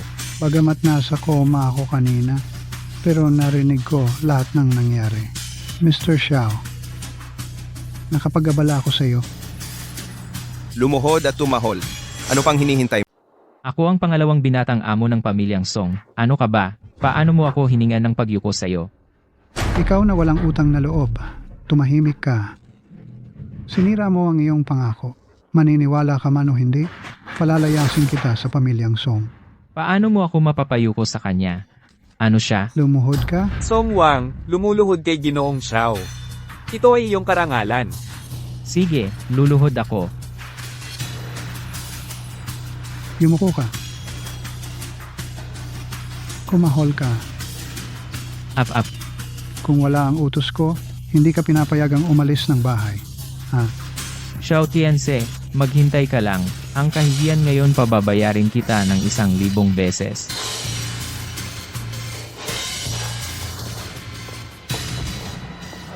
Ginoong Xiao, simula ngayon, susunod ang pamilyang Song sa iyong mga utos. Hoy, Ginoong Song. Hindi pa gumagaling ang iyong lason. Ibig mong sabihin na Ang katawan ng pinuno ng pamilyang Song ay sanhi ng pagkalason. Tama iyan. At ang taong lumason sa kanya ay napakahusay. Ang dami ng ginamit ay hindi malaki na mahirap matukoy ng karaniwang tao. Sa mga nakaraang taon, ang matandang Amo Song ay magkakasakit, pagkalason. Sino ang maglalakas loob na lasunin ng aking ama? Pakiusap, tulungan ng aking ama, Ginoong Xiao. Para mailigtas siya, kailangan pa namin ng isang gamot. Ito ang makakapagpagaling sa sakit. Kung hindi, wala ng pag-asa. Anong gamot ang kulang? Tianshan Snow Lotus. Ang Tianshan Snow Lotus ay isang napakataas na uri ng halamang gamot, Ginoong Xiao. Magpapadala ako ng tao para hanapin yon. Amo, kalimutan mo na. Hindi kayang tustusan ng pamilya Song ang ganyang abala. Nagsikap tayo ng husto at sa wakas ay may kaunting pag-asa na. Hindi tayo maaaring sumuko anuman ang mangyari. Alam ko ang lugar kung nasaan iyon. Tatawag muna ako para kumpirmahin. Guro. Hindi ko kayang bayaran. Guro, pakiusap, maging mabait po kayo. Hayaan ninyo akong sumunod sa inyo. Ito ay nasa Bundok Walong, isang sinaunang elixir na hindi sinasadyang nakuha ko. Ibibigay ko ito sa inyo ngayon. Sige, papayagan kitang tawagin akong guro. Ngunit huwag mong kalimutan ang etika medikal. Pakiusap, tanggapin mo ito. Kunin mo at mag-aral kang mabuti. Hindi ko bibiguin ang iyong mga inaasahan. Guro, ang pamilya Zhao ay tinatarget ang pamilya Song sa lahat ng paraan. Kung malaman ito ng pamilya Zhao, gusto mong iligtas si Song Cheng. Okay lang, dahil nandito ako. Hindi ako takot sa pamilya Zhao. Kung mayroon kang anumang bagay sa hinaharap, sabihin mo lang sa akin. Hindi nakapagtataka na itong maliit na bastardo ay ginagawang VIP sa pamilya Zhao. Lumalabas na niloko niya si Dr. Zhao. Xiao Tians, pinalayas ka na ba sa pamilya Song? Sabi ko, isa kang walang kwenta. Hindi ka magtatagal. Kalokohan. Sino ang may lakas ng loob na paalisin ang master ko? Master, haha, ang galing mo talagang umarte. Pero hindi mo ako madadaya.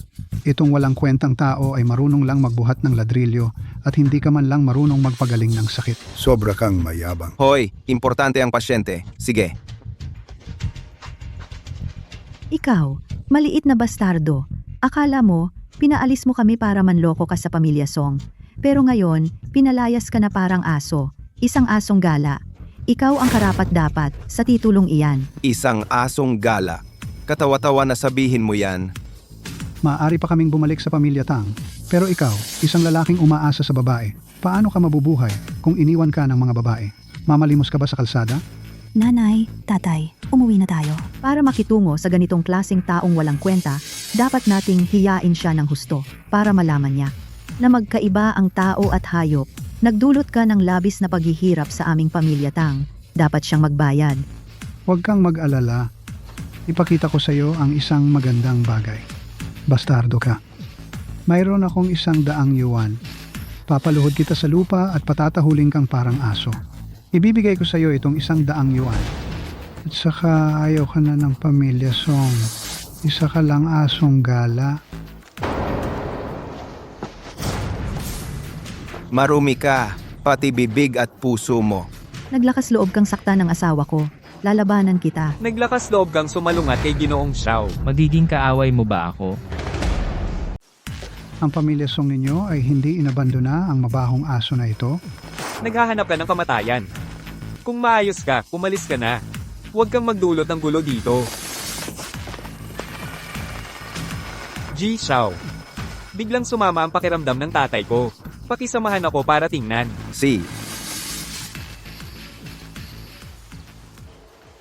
Mahina pa siya, pero okay na siya sa ngayon. Ji Xiao. Hindi ko alam kung nasaan ang Tianshan Snow Lotus ngayon. Papupuntahan ko ang isang tao para kunin ito. Ang pamilya Ye, isang tao. Maghanda na pumunta sa imperial na kapital. Wala ring silbi ang pagpunta mo. Kayo pala? Si Miss Zhao Jiruo ng pamilya Zhao. Si Second Young Master Zhao Zijing ay hindi maganda. Ano ang ginagawa ninyo dito? Haha, buhay pa ang matandang ito at nagdiwang na sila ng piging. Hindi ko inaasahan. Buhay pa siya. Hindi ko inaasahan. Hindi ka napatay ng mga lason na iyan. Matandang bagay. Nilason mo siya. Ano? Kayo. Ano ang gusto ninyong gawin? Wala kaming gusto. Ngayon, bibigyan ko lang kayo ng insenso. Kayo. Hindi ko inaasahan na hindi ka papatay. Ha, sayang. Kahit napatay na lahat ang pamilya Zhao ninyo, Ang tatay ko ay buhay at maayos pa rin. Matalas ang dila mo. Puputulin ko ang dila mo. Tingnan ko kung maglakas loob kang sabihin iyon. Gusto mong pumunta sa pamilya Ye para humingi ng lotus ng Tianshan. Ano? Itong lotus, Tianshan. Gusto rin namin ng pamilya Zhao. Nagpadala na ako ng tao para kunin ito. Ginagawa mo to ng sinasadya. Ano, kapag nakuha namin ang lotus ng Tianshan, mapanood mo lang nang walang magawa ang matandang ito na mamatay ng masakit. Ngayon, dalawa lang ang pagpipilian mo. Maghintay ng kamatayan, ng masunurin, o sumali sa aming pamilya Zhao at sumunod sa pamilya Zhao. Imposible iyon. Ang aming pamilya Song ay hindi kailanman magiging alipin ninyo. Ang matandang ito ay hindi iiyak hanggang hindi niya nakikita ang kabaong. Pumunta ka sa impyerno. Akala mo mahahanap mo ang lotus ng Tianshan. Nananaginip ka. Bastos. Sino ka? Ako ang doktor ng pamilya Song. Isang maliit na doktor lang. Sa tingin ko, dapat mong mas mabuting isara mo ang iyong mabahong bibig. Mag-ingat ka, baka masunog ka. Walang galang. Alam mo ba kung sino si Mr. Xiao? Isa nga akong maliit na doktor. Natural na hinahamak mo ako. Paano kung makipagpustahan ako sa iyo? Ano ang pustahan? Kung makita ko ang lotus ng Tianshan Mountain, ibibigay mo sa akin ang 10 bilyong yuan. Talagang marami kang hinihingi. Maaari kitang pangakuan. Pero paano kung hindi mo makuha? Gagawin ko ang kahit anong gusto mo. Paano kung hindi mo makuha? Gagawin ko ang kahit anong sabihin mo. Sige, kung hindi mo makuha, kukunin ko ang 2 mong kamay. Natatakot akong wala kang kakayahan. Naangge, ngayon din. Dalhin mo sa akin ang Tianshan Snow Lotus ng inyong pamilya. Ye ngayon.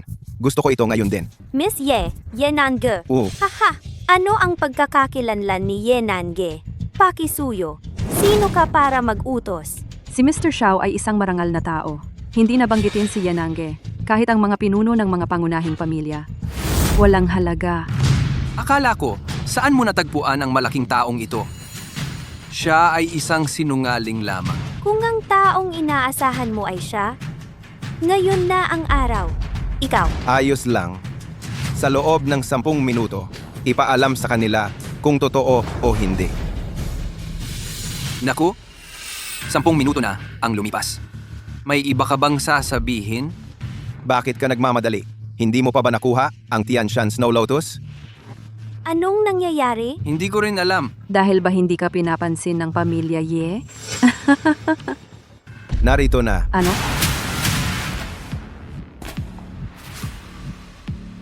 Mr. Xiao, naipadala na ang Tianshan Snow Lotus. Imposible. Napakamahal ng Snow Lotus. Bakit ibibigay ng pamilya Ye ito sa mga tagalabas? Dahil ako ay mula sa pamilya. Hindi, imposible yan. Paano susundin ng pamilyang Ye ang isang talunan? Mr. Xiao, ito ang Tianshan Snow Lotus. Nanje, magaling. Talo ka. Buwisit! Naglabas ka lang ng halamang gamot ng basta-basta? At sinasabi mong Tianshan Snow Lotus yan? Akala mo ba tanga kami? Dahil lang inilabas ko ito. Hindi peke ang Snow Lotus na ito. Sino ka? Hindi mo ba alam na ako ang panganay na anak na babae ng pamilyang Ye? Gamit ang pagkakakilanlang ito para patunayan na totoo ito. Imposible iyan. Paano ka magiging Miss Ye? Pinahahalagahan ng pinuno ng pamilyang Ye ang Snow Lotus. Hindi niya ito maibibigay sa iyo. Kung hindi ako kusang sumuko sa paglaban para sa posisyon, ako sana ang kasalukuyang pinuno ng pamilyang Ye. Humiling lang ako sa kanila ng isang halamang gamot, madali lang para sa akin. Imposible. Nagsisinungaling ka sa akin. Lahat kayo ay nagsisinungaling sa akin. Kahit ano ang isipin mo. Narito ang Tianshan Snow Lotus. Ibigay ang 10 bilyong yuan. 10 bilyong yuan. May pera ka para kunin ito. May buhay ka ba? Para gastusin yan? Kung gusto mong magbayad ang aming pamilyang Zhao ng 10 bilyong yuan, hindi ka karapat-dapat dyan. Tara na. Tara na. Alice? Kaya mo bang umalis? Ate, Manhid na ang mga binti ko. Ito ang halaga ng iyong sirang pangako. Bibigyan kita ng isang araw. Kung hindi ko makita ang 10 bilyon, mananatili ka sa wheelchair sa natitira mong buhay. Babayaran mo ang halaga. ate. Ginoong Song, ito ang Tianshan Snow Lotus. Sa pamamagitan nito, tiyak nagagaling ka. Monsieur, salamat. Sige, huwag mong iwasan ang iyong mga responsibilidad. Dahil natagpuan na natin ang Tianshan Snow Lotus, alisan ka natin ng lason ng mabilis. Si.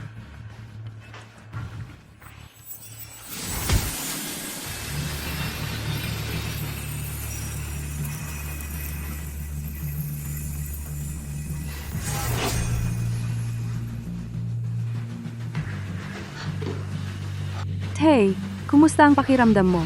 Mas mabuti na. Ginoong Xiao, salamat. Salamat. Songhai, agad natipunin ang mga master ng pamilya Song at protektahan si Ginoong Xiao simula ngayon. Opo, Ginoong Song, huwag ka nang mag-abala. Kaya kong protektahan ang sarili ko. Sir Xiao, hindi mo alam na si Zhao Zero ay tuso at palihim at gagawin ang lahat para makamit ang kanyang mga layunin. Ang bagay ngayong araw tiyak na hindi niya ito palalampasin. Ang kasunduan ngayong araw na 1 bilyong yuan. Ang pamilya Zhao ay hindi ito tutuparin. Wala iyon.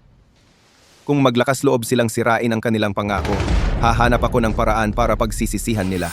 Guro Song, hindi mo kami pwedeng iwan ng ganito. Lumabas ka. Dahil lahat sa inyong mga gaga. Hindi dahil sa inyo. Hindi sana ako tumaya kay Xiao Chance, nagago na iyon. At hindi ako mawawalan ng pabor. Guro Song, si Xiao Tianze ay isang pusang bulag lang at napunta lang sa swerte. Wala siyang alam tungkol sa gamutan. Guro Song, hindi mo kami pwedeng iwan. Lumabas ka. Hindi dapat ako nakiugnay sa inyong pamilya, Tang. Tatay, huwag mong hiyain si Guro Song. Ating ayusin ang utang ng mag-isa. Si Xiao Tianze at pamilya Tang. Mukhang ang pagbagsak kay Xiao Tianze at sa pamilya Tang ang susi. Ate, ano ang ibig mong sabihin? Maghanap ng paraan para ibagsak ang pamilya Tang. Tiyak na maghihiganti ako kay Xiao Tianze. Dahil sa inyo, mga puta. Hintay lang. Ginoong Song, hindi mo kami maaaring tratuhin ng ganito. Hindi kita hinampas, gago. Hindi mo ba alam na binibigyan kita ng mukha? Sino ang mga has manakit sa akin? Kung mga has ka pang magsalita ng walang kwenta, maniwala ka o hindi, sasabugin ko, ulo mo. Taga-pamilya Song ako, mga has ka bang hawakan ako? Gusto ko ang mga taong ito. May sasabihin ka ba? Wala. Umalis ka! Miss, ayos ka lang ba? Ayos lang. Maraming salamat. Maliit na tulong lamang. Ang binatang ito ay mukhang pambihira. Hindi man lang natatakot kay Song Wang. Tapakan ang pamilya Song, madali para sa akin. Ruo Xue, pasalamatan mo agad ang Ginoong ito. Binata, wala kaming matuluyan dito. Maaari mo ba kaming irekomenda ng matutuluyan? Nanay, ano bang sinasabi? Ginoo, wala kaming matutuluyan dito. Pwede mo ba kaming tulungan na maghanap ng matitirhan? Ang aktibo mo naman. Gusto ko silang mapalapit sa akin. Madali lang. Matutuwa ako. Hindi maliit ang bahay ko. Kung hindi kayo tututol, pwedeng tumira doon. Paano namin ito kamumuhian? Hindi naman. Mabuti yan. Tara na. Itong binatang ito, malamang mayaman siya galing Jingdu. Ang kanyang posisyon ay hindi mababa sa pamilya Song. Kung makukuha mo siya, maililigtas ang pamilya nating Tang. Nanay, Kaya mo bang panoorin na ang kumpanyang itinayo mo ay mamatay na ganito? Hayaan mong tumawa si Xiao Tianche sa'yo. Binata, pwede ko bang malaman ang apelyido mo? Binibining Jai, hindi namin mapagaling ang iyong binti. Wala kayong silbi. Anong silbi nyo? Ni hindi nyo kayang gamutin ang maliit na problemang ito. Lumabas kayo dito. Ate, kumusta ang binti mo? Si Xiao Tianze, lahat dahil sa kanya. Ikaw mismo ang pumunta at agawin ang anak niya para sa akin. Hindi ako naniniwalang hindi siya susuko. Nanay, hindi maganda to. Si Zhao Zijing at ang kanyang grupo ay aagawin si Xiao Xiao. Kailangan nating pumunta at ipaalam kay Xiao Tianze. Hindi naman masamang ideya yan. Kung sasabihin mo sa kanya ngayon, bibigyan niya tayo ng hindi bababa sa daan-daang milyon. Posible na magkabalikan kayong dalawa. Nanay, wala nang pag-asa para sa atin. Nag-aalala lang ako kay Xiao Xiao. Hindi ko papakiusapan ang talunan na yan. Sinira niya ang mukha ng pamilya nating Tang. Gusto ko siyang patay. Miss Zhao, hindi mo ba gustong hulihin si Xiao Tianse? May paraan ako para mapunta siya sa atin. Bibigyan kita ng pagkakataong ito. Hanggat dinala mo si Xiao Tianse at si Song Hongyan, ibibigay ko sa iyo ang kahit anong gusto mo. Sige, gagawin ko agad.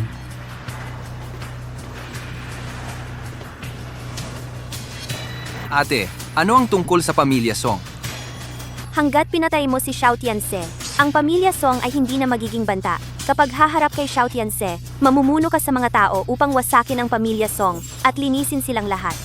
Gagawin ko agad. Titiyakin kong hindi na sila babalik. Guro, inimbestigahan ko ang usapin ng iyong paghabol. Ito ay pinamunuan ng presidente ng Black Dragon Society, si Hua Qiangkun, at ang pamilya Zhao ay malaki rin ang naitulong. Ang pamilya Hua at pamilya Zhao, mabuti. Xiao Tianse, may problema. Tang Feng yan, anong ginagawa mo dito? Nakikiusap ako sa iyo na iligtas si Ruo Shui. Diborsyado na ako sa iyong anak na babae noong una pa. Hinihiling mo sa akin na iligtas siya. Mali ang hinahanap mo.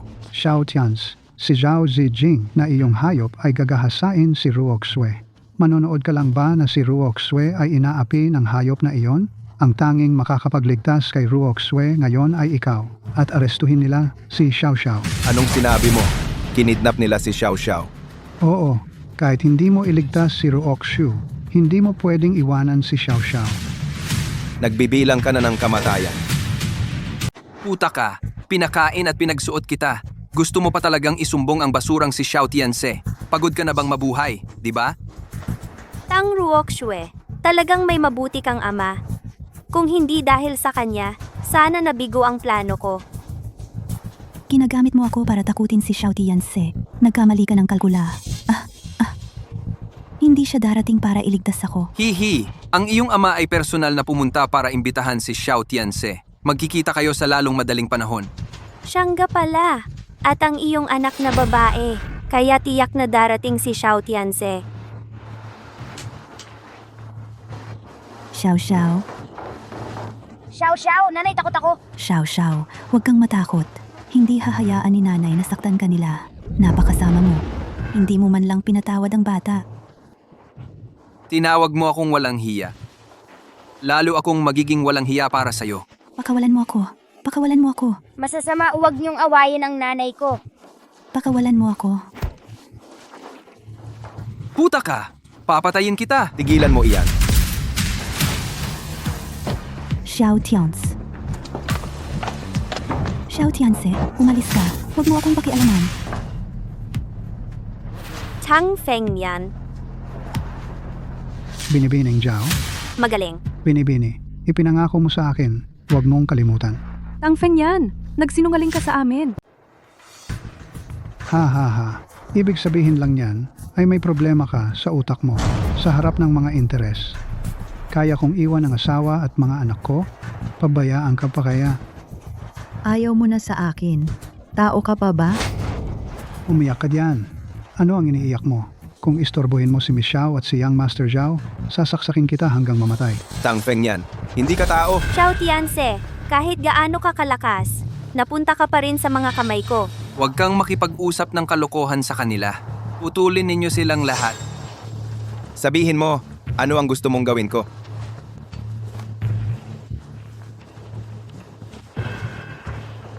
Ano ang gusto ko? Simple lang. Kung gagamutin mo ang binti ko ngayon, pag-iisipan kong palayain sila. Gusto mong gamutin ang binti mo.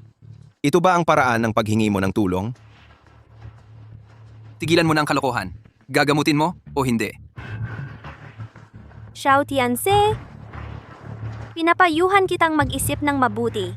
Kung hindi mo gagamutin ang binti ko ngayon, walang sino man sa inyo ang makakaalis. Zhao Jiruo, itinutulak mo ang pamilya Zhao sa isang hukay ng apoy.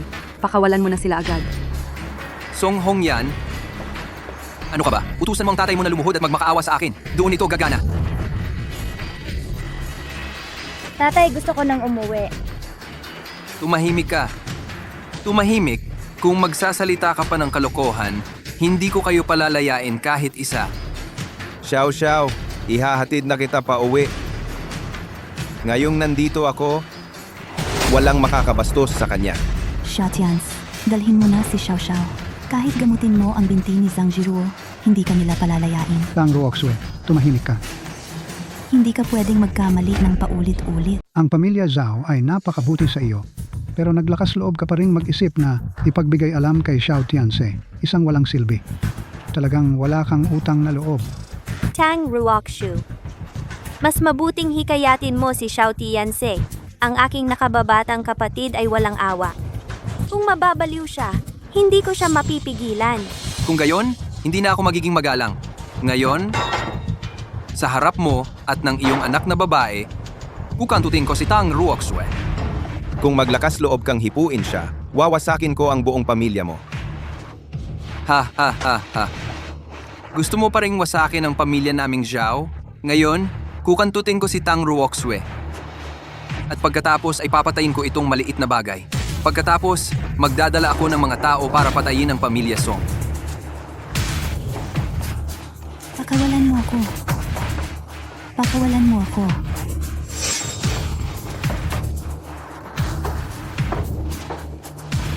Isa ka bang aso? Nanay.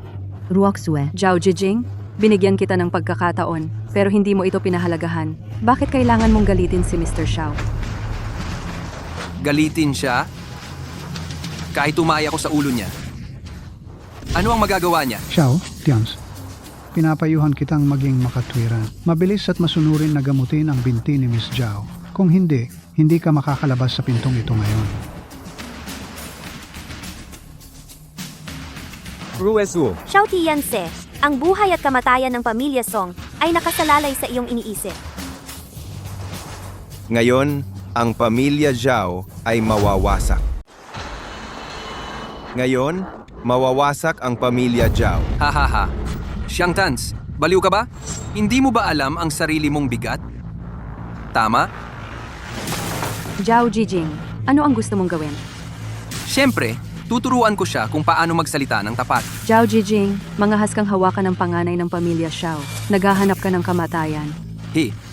Sinabi mong ang basurang ito ay ang panganay ng pamilya Xiao. Hahaha. Su Hongyan, dapat humanap ka ng disenteng tao. At huwag mong tingnan kung anong klaseng ugali niya. Para tulungan si Xiao Tianse, kahit ano masabi mo.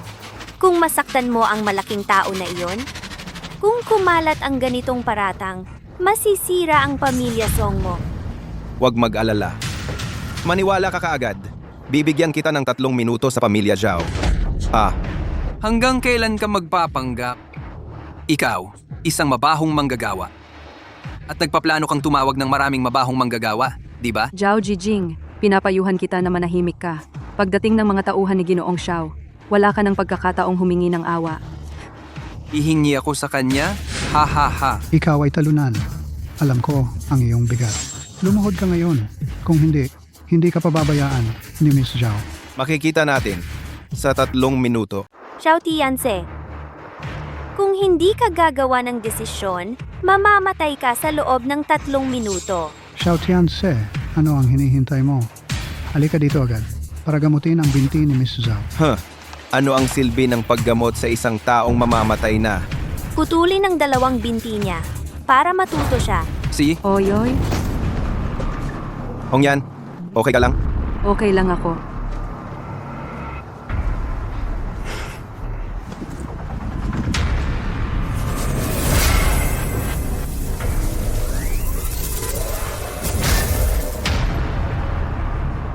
Hongyan, bakit ang tanga mo? Hindi nila ako masasaktan. Mga mangangalunya. Ipapadala kita sa impyerno. Binatang Zhao, okay ka lang ba? Xiao Jijing, hinahanap mo ang kamatayan. Noong una, gusto kitang bigyan ng pagkakataon dahil hindi mo alam ang iyong kapalaran. Kung gayon, mamatay ka na. Ano pang ginagawa mo? Patayin mo siya, para sa akin. tigil.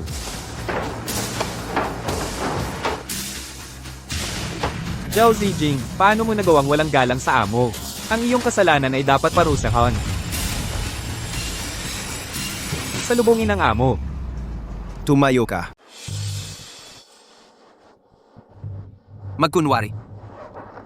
Patuloy kang magkunwari. Xiao Tianse, tingnan natin kung gaano ka katagal magkunwari. Xiao Tians, pinayagan mo ang pamilya Song na umarte kasama mo. Tiyak na malaki ang ibinayad mo.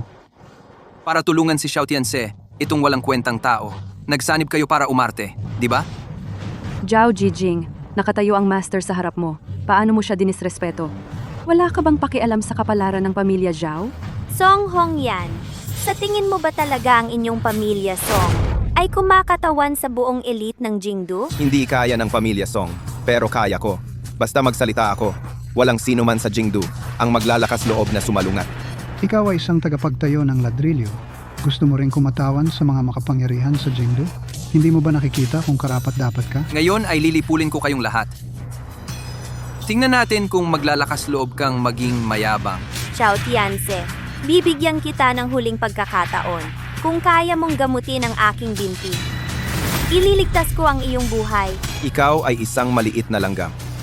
Paano mo nagawang magkunwari dito? Nagpapanggap kang isang bagay na mahalaga. Sige, bugbugin silang lahat. Tigil. Tingnan ko kung sino ang maglalakas loob na hawakan ang master.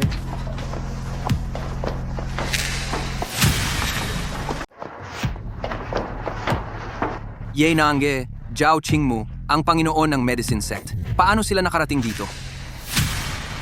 Makilala mo ang Panginoon. Zhao Zijing, gusto mong patayin ang Panginoon. Lakas loob mong atakihin ang aking Panginoon. Ang angkan ni Zhao ay napakapangahas. Imposible. Nagsisinungaling kayong lahat sa akin. Xiao Tians, hayop ka. Sa tingin mo ba makakahanap ka ng grupo ng mga artista? Ikaw ang Panginoon. Bakit mo nilalapastangan ang Panginoon? Master Zhao, kailangan mo akong tulungan. Umalis ka. Wala akong oras para sa iyo. Kung hindi dahil sa iyo, bakit ako napahiya ng ganito? Ate, ano ang gagawin natin? Paano nila nagalaw ang angkan ko? Akala niyo ba mahina ang angkan ni Zhao? Zhao Ziruo, labanan ng Panginoon. Ang tapang mo. Kahit siya ang Panginoon, ano naman? Malalampasan na ng tatay ko ang banal na kaharian. Ang angkan naming Zhao ay malapit nang maging ang hindi matatalong marangal na pamilya sa mundo.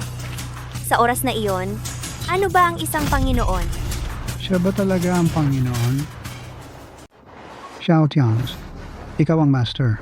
Bakit hindi mo sinabi sa akin kanina? Kung sinabi ko sa iyo kanina, maniniwala ka ba sa akin? Ilang beses na ba kitang binigyan ng pagkakataon? Paulit-ulit mo akong ginagalit. Xiao Tians, patawarin mo ako sa pagkakataong ito. Hindi ko na uulitin. Patawarin ka? Kayang mong ipagkanulo ang sarili mong anak. Ano pang silbi mo? Xiao Tians, hindi mo ako mapapatay. Kung papatayin mo ako, hindi ka patatawarin ng anak ko. Umalis ka na dito. Huwag kang magpahiya rito. Xiao Tianse, halika at gamutin mo ang binti ko. Ang nangyari ngayon, pwede ko nang palampasin. Kung hindi, kapag lumabas ang tatay ko, ipapapatay kita sa kanya. Xiao Tianse, narinig mo ba ako? Halika at gamutin mo agad ang binti ng kapatid ko. Kung hindi, hintayin mo na lang ang kamatayan mo. Yung salamin, di ba? Kawili-wili ito. Pero hindi sapat ang rason na ito para hindi kita patayin. Xiao Tianse, huwag kang walang utang na loob.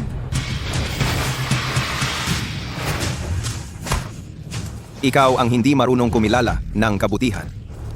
Xiao Tianse, pakawalan mo ako. Kung mangahas kang hipuin ako, ipapapatay kita sa tatay ko. At si Hua Qianggu, hindi kanya hahayaan. Hua Qianggu, gusto ko nang makipag-areglo sa kanya sa lalong madaling panahon. Gusto ko sanang hayaan kang mabuhay, pero hindi mo alam kung ano ang mabuti para sa iyo. Sinaktan mo ang pamilya at mga kaibigan ko para takutin ako. Sa impyerno ka! Xiao Tianse, pinatay mo ang kapatid ko. Papatayin kita. mamatay ka rin. Patayan, patayan, patayan. Bakit ayaw mo nang mabuhay? Umalis ka.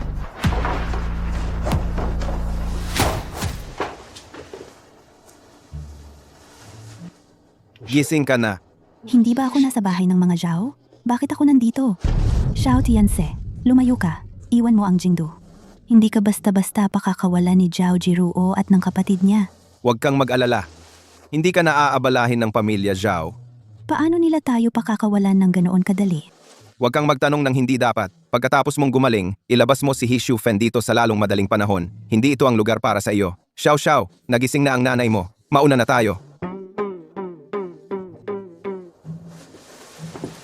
Xiao Tian. Ha ha ha, 7 taon na ang lumipas. Sa wakas ay nakalusot na ako sa banal na kaharian. Ha ha ha. Salamat, Guro. Dahil nakalusot ka na sa banal na kaharian, ang mga gawain ng samahang itim na dragon, iiwan ko na sa iyo ang pangangasiwa. Huwag kang mag-alala. Kung may kailangan ka, sabihin mo lang. Ang paglusot na ito sa banal na kaharian ay hindi ka bibiguin. Naku, may masamang nangyari. May masamang nangyari. Ang gulo-gulo mo? Bakit ganyan ka? Anong nangyari? Pangalawang pinuno ng sekta, ang iyong batang Ginoo, at binibini sila ay pinatay lahat. Anong sinabi mo? Sino ang gumawa? Isang lalaki na nagngangalang Xiao Tianse at ang pamilya Song. Oo, si Xiao Tianse iyon. Xiao Tianse. Guro, kilala mo ang Xiao Tianse na ito? Kilala ko. Mukhang ako lang ang makakasama mo. Xiao Chongshan, nakapasok ka na sa banal na kaharian. Oh, hindi ka naman ganap na mangmang. Xiao Chongshan, nagdala ka ng mga tao at nasaktan mo ang marami naming tagasong. Ano ang gusto mong gawin? Ano ang gusto ko? Tay, Pinatay mo ang anak ko na lalaki at babae. Ano sa tingin mo ang gusto kong gawin? Sabihin mo sa akin kung nasaan si Xiao Tianse. Bah, Wala kang makukuhang impormasyon mula sa akin tungkol sa Master. Xiao Tianse, bumalik ka sa akin. Wala na ba talagang pagkakataon para sa atin? Dahil ba kay Song Hong yan? Hiwalay na kami. Huwag kang umalis, okay? Mr. Xiao, may aksidente. Pinangunahan ni Zhao Chongshan ang mga tao papunta sa pamilya Song. Sinasabi na nakapasok na si Zhao Chongshan sa kaharian ng Diyos at ang pamilya Song ay nasa panganib. Pupunta ako sa pamilya Song. Hindi ka maaring pumunta. Hindi mo kayang tapatan ang pamilya, Zhao. Hindi ako pwedeng manood lang habang namamatay ka. Para sa ikatlong binibini ng pamilya Song, wala ka bang pakialam sa sarili mong buhay? Hindi mo mauunawaan. Maghanap ako ng mag-aalaga ng mabuti kay Xiao Xiao. Kung gusto mong umalis o manatili, ikaw ang pumili. Zhao Chongshan, pakawalan mo na ang tatay ko. Tatay! hindi imposibleng pakawalan siya. Sabihin mo sa akin kung nasaan si Xiao Tianse. Bibigyan lang kita ng 5 segundo. Kung sasabihin mo ng 1 segundo mamaya, babaliin ko ang kanyang binti. Kuya? Xiao Chongshan, kung may tapang ka, patayin mo ako. Ha ha ha. Akala mo ba madali lang kitang patayin? Zhao Chongshan, pakawalan mo ang kapatid ko. Huwag kang mag-alala. Mamamatay kayo ng isa-isa. Wala akong iiwan na kahit isang buhay sa pamilya Song. Ang susunod ay ikaw. Huwag mo akong patayin. Sinabi ko na alam ko kung nasaan si Xiao Chance. Bastardo. Kung magsasalita ka pa ng isa pang salita, itatapon kita sa pamilya Song. Song Wang, kung maglakas loob kang ipagkanulo si Ginoong Xiao, papatayin kita. Tumahimik ka na. Sa oras na ito, pinoprotektahan mo pa rin siya. Ang pamilya nating Song ay naging ganito, lahat ito ay dahil sa iyo. Bata, may paningin ka pa. Ginoong Zhao, huwag kang mag-alala. Si Xiao Tianse ay pinahahalagahan ang pagkakaibigan. Siya ay nanliligaw kay Xiao Tianse, araw-araw. Basta't ilabas mo ang balita ng aksidente ng pamilya Song, tiyak na darating si Xiao Tianse para iligtas siya. Pagkatapos, mahuhulog siya sa bitag. Ikaw, Song Wang, ikaw ay kasuklam-suklam at walang hiya. Mabuti, napakabuti. Basta't dumating si Xiao Tianse, Irerekomenda kita na maging pinuno ng pamilya Song. Sa oras na iyon, tiyak na tutulungan kitang mahuli ang bastardong iyon. Song Wang, hindi mo karapat-dapat na maging anak ng pamilya Song. Papatayin kita. Huwag kang mag-alala. Ngayon, mamamatay kayong lahat. Zhao Chongshan, naghahanap ka ng kamatayan. Xiao Tianse, bilis, umalis ka. Nakapasok na si Zhao Chongshan sa banal na kaharian. Huwag kang mag-alala, nandito ako. Walang mga has na hawakan ka. Xiao Tianse, sa wakas nandito ka na. Akala ko wala kang pakialam sa buhay ng pamilya Song. Sinira mo ang aking pamilya Zhao. Ngayon, gusto kitang bayaran ng dugo. Aayusin ko ang pamilya Zhao para sa iyo. Dapat mo akong pasalamatan. Xiao Tianse, bibigyan kita ng pagkakataon. Magsuot ng damit panluluksa at lumuhod sa harap ng mga libingan ng aking mga anak sa loob ng 3 araw. Maaari kong patawarin ang pamilya Song. Kung hindi, ang pamilya Song ay mawawasak lahat. Depende kung may kakayahan ka. Kaya kong patayin ang mga anak mo. Mga has ba akong patayin ka? Xiao Tianse, ito na ang tanging pagkakataon mo. Bilisan mo at pumayag ka na. Ang buhay ko ay nasa kamay ko. Ngayon, gagawa ako ng daan. Ilabas ang Master Order. Kapag nailabas na ang utos, lahat ng makapangyarihang pamilya sa Dragon Kingdom sa loob ng kalahating oras ay pupunta sa lugar kung saan inilabas ang utos ay susunod sa utos. Gayunpaman, ang guro ay patay na sa loob ng 7 taon. Ang utos ng guro ay matagal nang nawala. Wala nang tinatawag na Master Order ngayon. Ako, lumuhod na ako sa harap ng pinuno ng pamilya Zhao at dinilaan ang kanyang sapatos para humingi ng tawad. Maaari ko pa ring panatilihin ang aking buong katawan para humingi ng tawad. Dapat kang humingi ng tawad mamaya. Haha, lahat ng mararangal na pamilya sa buong bansa, kilala ko bawat isa sa kanila. Tutulungan kanila, isang walang kwenta, nagalitin ako. Huwag kang mangarap. Bulag ka, at ang mga may maikling paningin. Paano nila mauunawaan ang aking lakas? Hahaha, pagkatapos, gusto kong makita kung ano ang kaya mo at anong kakayahan para kalabanin ako. Narito si Zhao Qingmu, ang master ng medicine. Sekta ng gamot, Zhao Qingmu. Bakit siya nandito? Zhao Qingmu, bakit ka nandito? May sama ka ba ng loob sa pamilya Song? Pero, huwag kang mag-alala. Bibigyan ko sila ng leksyon para sa iyo. Zhao Chongshan, ang tapang mo. Para galawin ang pamilya Song, mukhang sawa ka na sa buhay. Makipagkita sa guro. Ang guro? Guro, nagkakamali ka ba? Tumahimik ka. Kung muli mong iinsultuhin ang aking guro, huwag mong sisihin ako kung hindi ako magalang sa pamilya Zhao mo. Zhao Qingmu, dahil ikaw ang guro ng sekta ng gamot, bibigyan kita ng respeto. Huwag kang walang utang na loob. Ang guro ng sekta ng gamot. Zhao Chongshan, baka mali ang pagkakaintindi mo. Si Mr. Xiao ang tunay na guro ng sekta ng gamot. Siya? Paano siya magiging guro ng sekta ng gamot? Huwag mo akong lokohin. Lokohin ka. Sa iyo ngayon, pinapayuhan kita. Pakawalan mo ang pamilya Song at yumuko kay Mr. Xiao para humingi ng tawad. Hindi kailanman. Haha, kahit siya ang guro ng sekta ng gamot, ano naman? Wawasakin ko ang sekta ng gamot. Paano kung idagdag ko ang pamilya Ye at Longmen? Kung hindi sapat, at ang aming pamilya.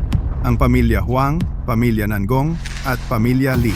Kilalanin si Mr. Xiao. Zhao Chongshan, ikaw at ang iyong pamilya, naglakas loob na maging kaaway ng mga mandirigma ng kaharian ng Long. Sino ka? Sino ang maaaring maglabas ng utos ng pagsunod? Sino sa tingin mo ako? Ikaw ang guro. Ang tagapagmana ng sekta ng nakatagong dragon, pamilya Xiao. Imposible. Namatay ka 7 taon na ang nakalipas. Paano ka magiging imposible? Talagang hindi ka inapo ng pamilya Xiao. Siguradong nagsisinungaling ka sa akin. Nagsisinungaling ba ako sa iyo?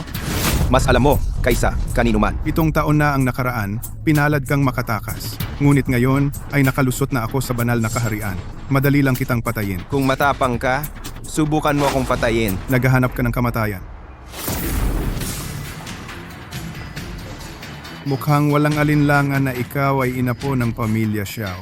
Noong malapit ko nang matapos ang pagsusuri ng mana, ako ay pinagplanuhan, kaya't nagtago ako ng 7 taon. Sa loob ng 7 taon na ito, hindi ko kailanman pinabayaan ang pagsubaybay sa bagay na ito. Zhao Chongshan, pinatay mo ako noon. Marami kang ginawa. Ngayon ay target mo na naman ang pamilya Song. Ang iyong malakas na ambisyon ay hindi maitatago. Kahit na malaman mo, ano ang magagawa mo? Ang pamilya Xiao ay talagang makapangyarihan. Ngunit sa mundong ito, sa huli ay nasa lakas. Hanggat tayo ay sapat na malakas, ang pamilya Zhao ay maaari ring maging isang angkan, kapalit ng inyong pamilya Xiao. At ang pamilya Xiao ay mayroon pang mga tao na ayaw kang pabalikin. Ama at anak na sina Xiao Guosheng at Xiao Daosheng. Hindi nila ako gustong bumalik ng buhay. Mabuting malaman, at ang pamilya Xiao ay nagdala ng mga tao dito. Ang iyong wakas ay tiyak na isang patay na dulo. Parang ang aking tiyuhin at nakababatang kapatid ay hindi na makapaghintay na magmana ng pamilya Xiao. Well, nagtatago ako sa loob ng maraming taon, naghihintay lang sa mga mastermind sa likod ng mga eksena na lumabas. At pagkatapos, ay lutasin silang lahat. Xiao Tianze, talagang mayabang ka. Patayin ang lahat dito. Kami ang mga hari ng mundong ito. Hinahanap mo ang kamatayan.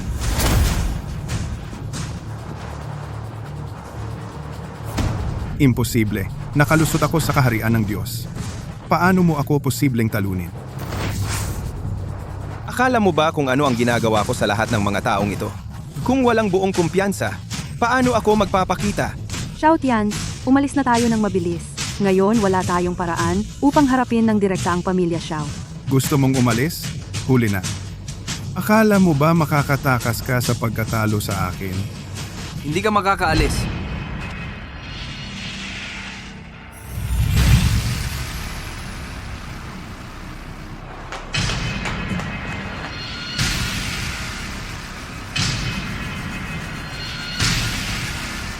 Hongyan, ikaw ang mag-urong sa mga tao muna. Huwag kang mag-alala, kaya ko ito. Kung hindi, hindi ako darating.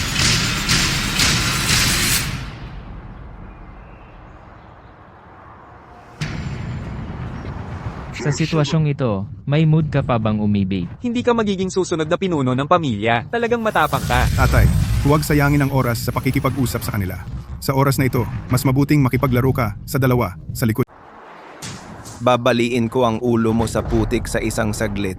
Ikaw ang gumawa noon, di ba? Nakayanan mo pa ring tumakas noon. Pero hindi pa huli ang lahat para tapusin ka ngayon. Hindi ko inaasahan na umunlad ka ng ganito. Para sa'yo, itinaas ko ang aking mga kamao sa lahat ng mga taon na ito. Hindi ko ginamit ang aking mga kamay. Hinihintay ko ang sandaling ito para maalis ka. Ang huling galaw. Wala pang nagpasaya sa akin ng ganito.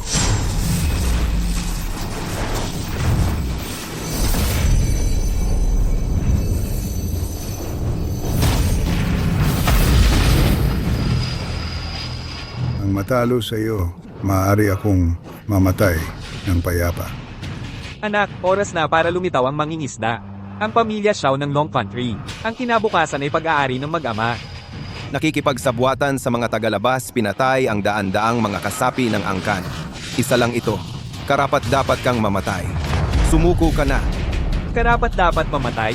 Mabubuhay ka kung makakaligtas ka sa aking mga kamay. Tay, patayin mo siya. Basta patayin mo siya. Lahat ng pag-aari ng pamilya Xiao ay akin na.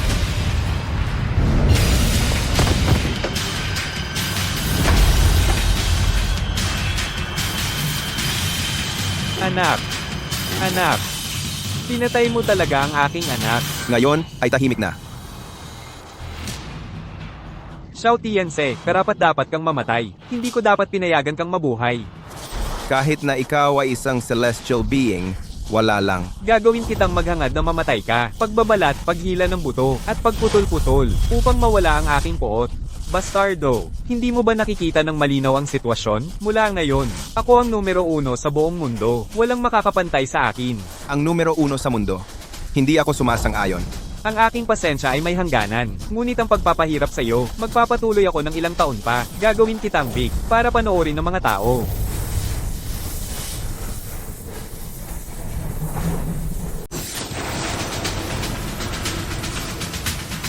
Ikaw ay isa ring nilalang na makalangit. Hindi ko sinabi na hindi ako isang nilalang na makalangit.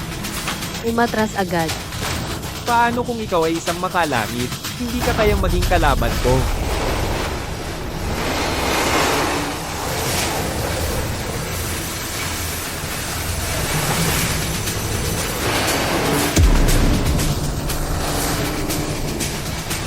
Binibining Ye, ano yon? Iyan ang orihinal na espiritu na natatangi sa mga makalangan. Kung ang isang panig ay matalo, masisira pareho ang katawan at isip at hindi na muling isilang. Ano ang dapat naming gawin? Tingnan na lang natin.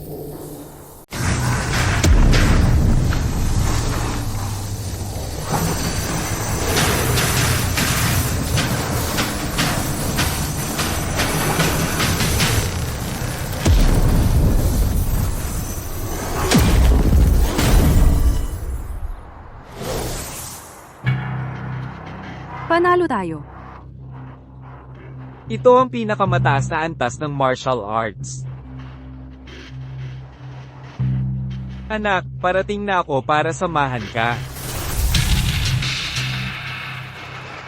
Guro. Guro. Xiao Tians. Xiao Tians. Okay ka lang ba, Guro? Okay ka lang ba?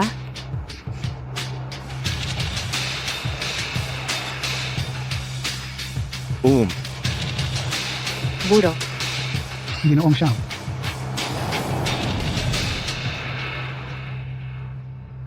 Binabati kita. Binabati kita. Binabati kita.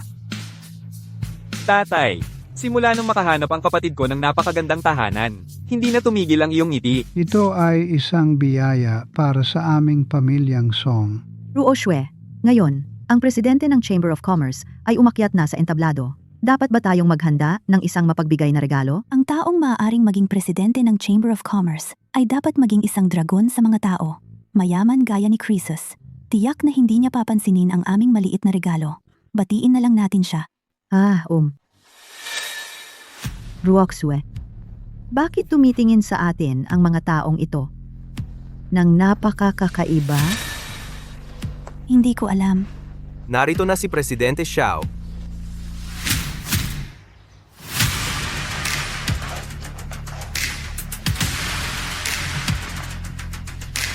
Maligayang pagdating, Presidente Xiao. Xiao Tian. Siya pala ang presidente ng Chamber of Commerce. Diyos ko! Ano ang napalampas ko? Xiao Tianze, pinagsisisihan ko na ngayon. Dapat, akin ang posisyong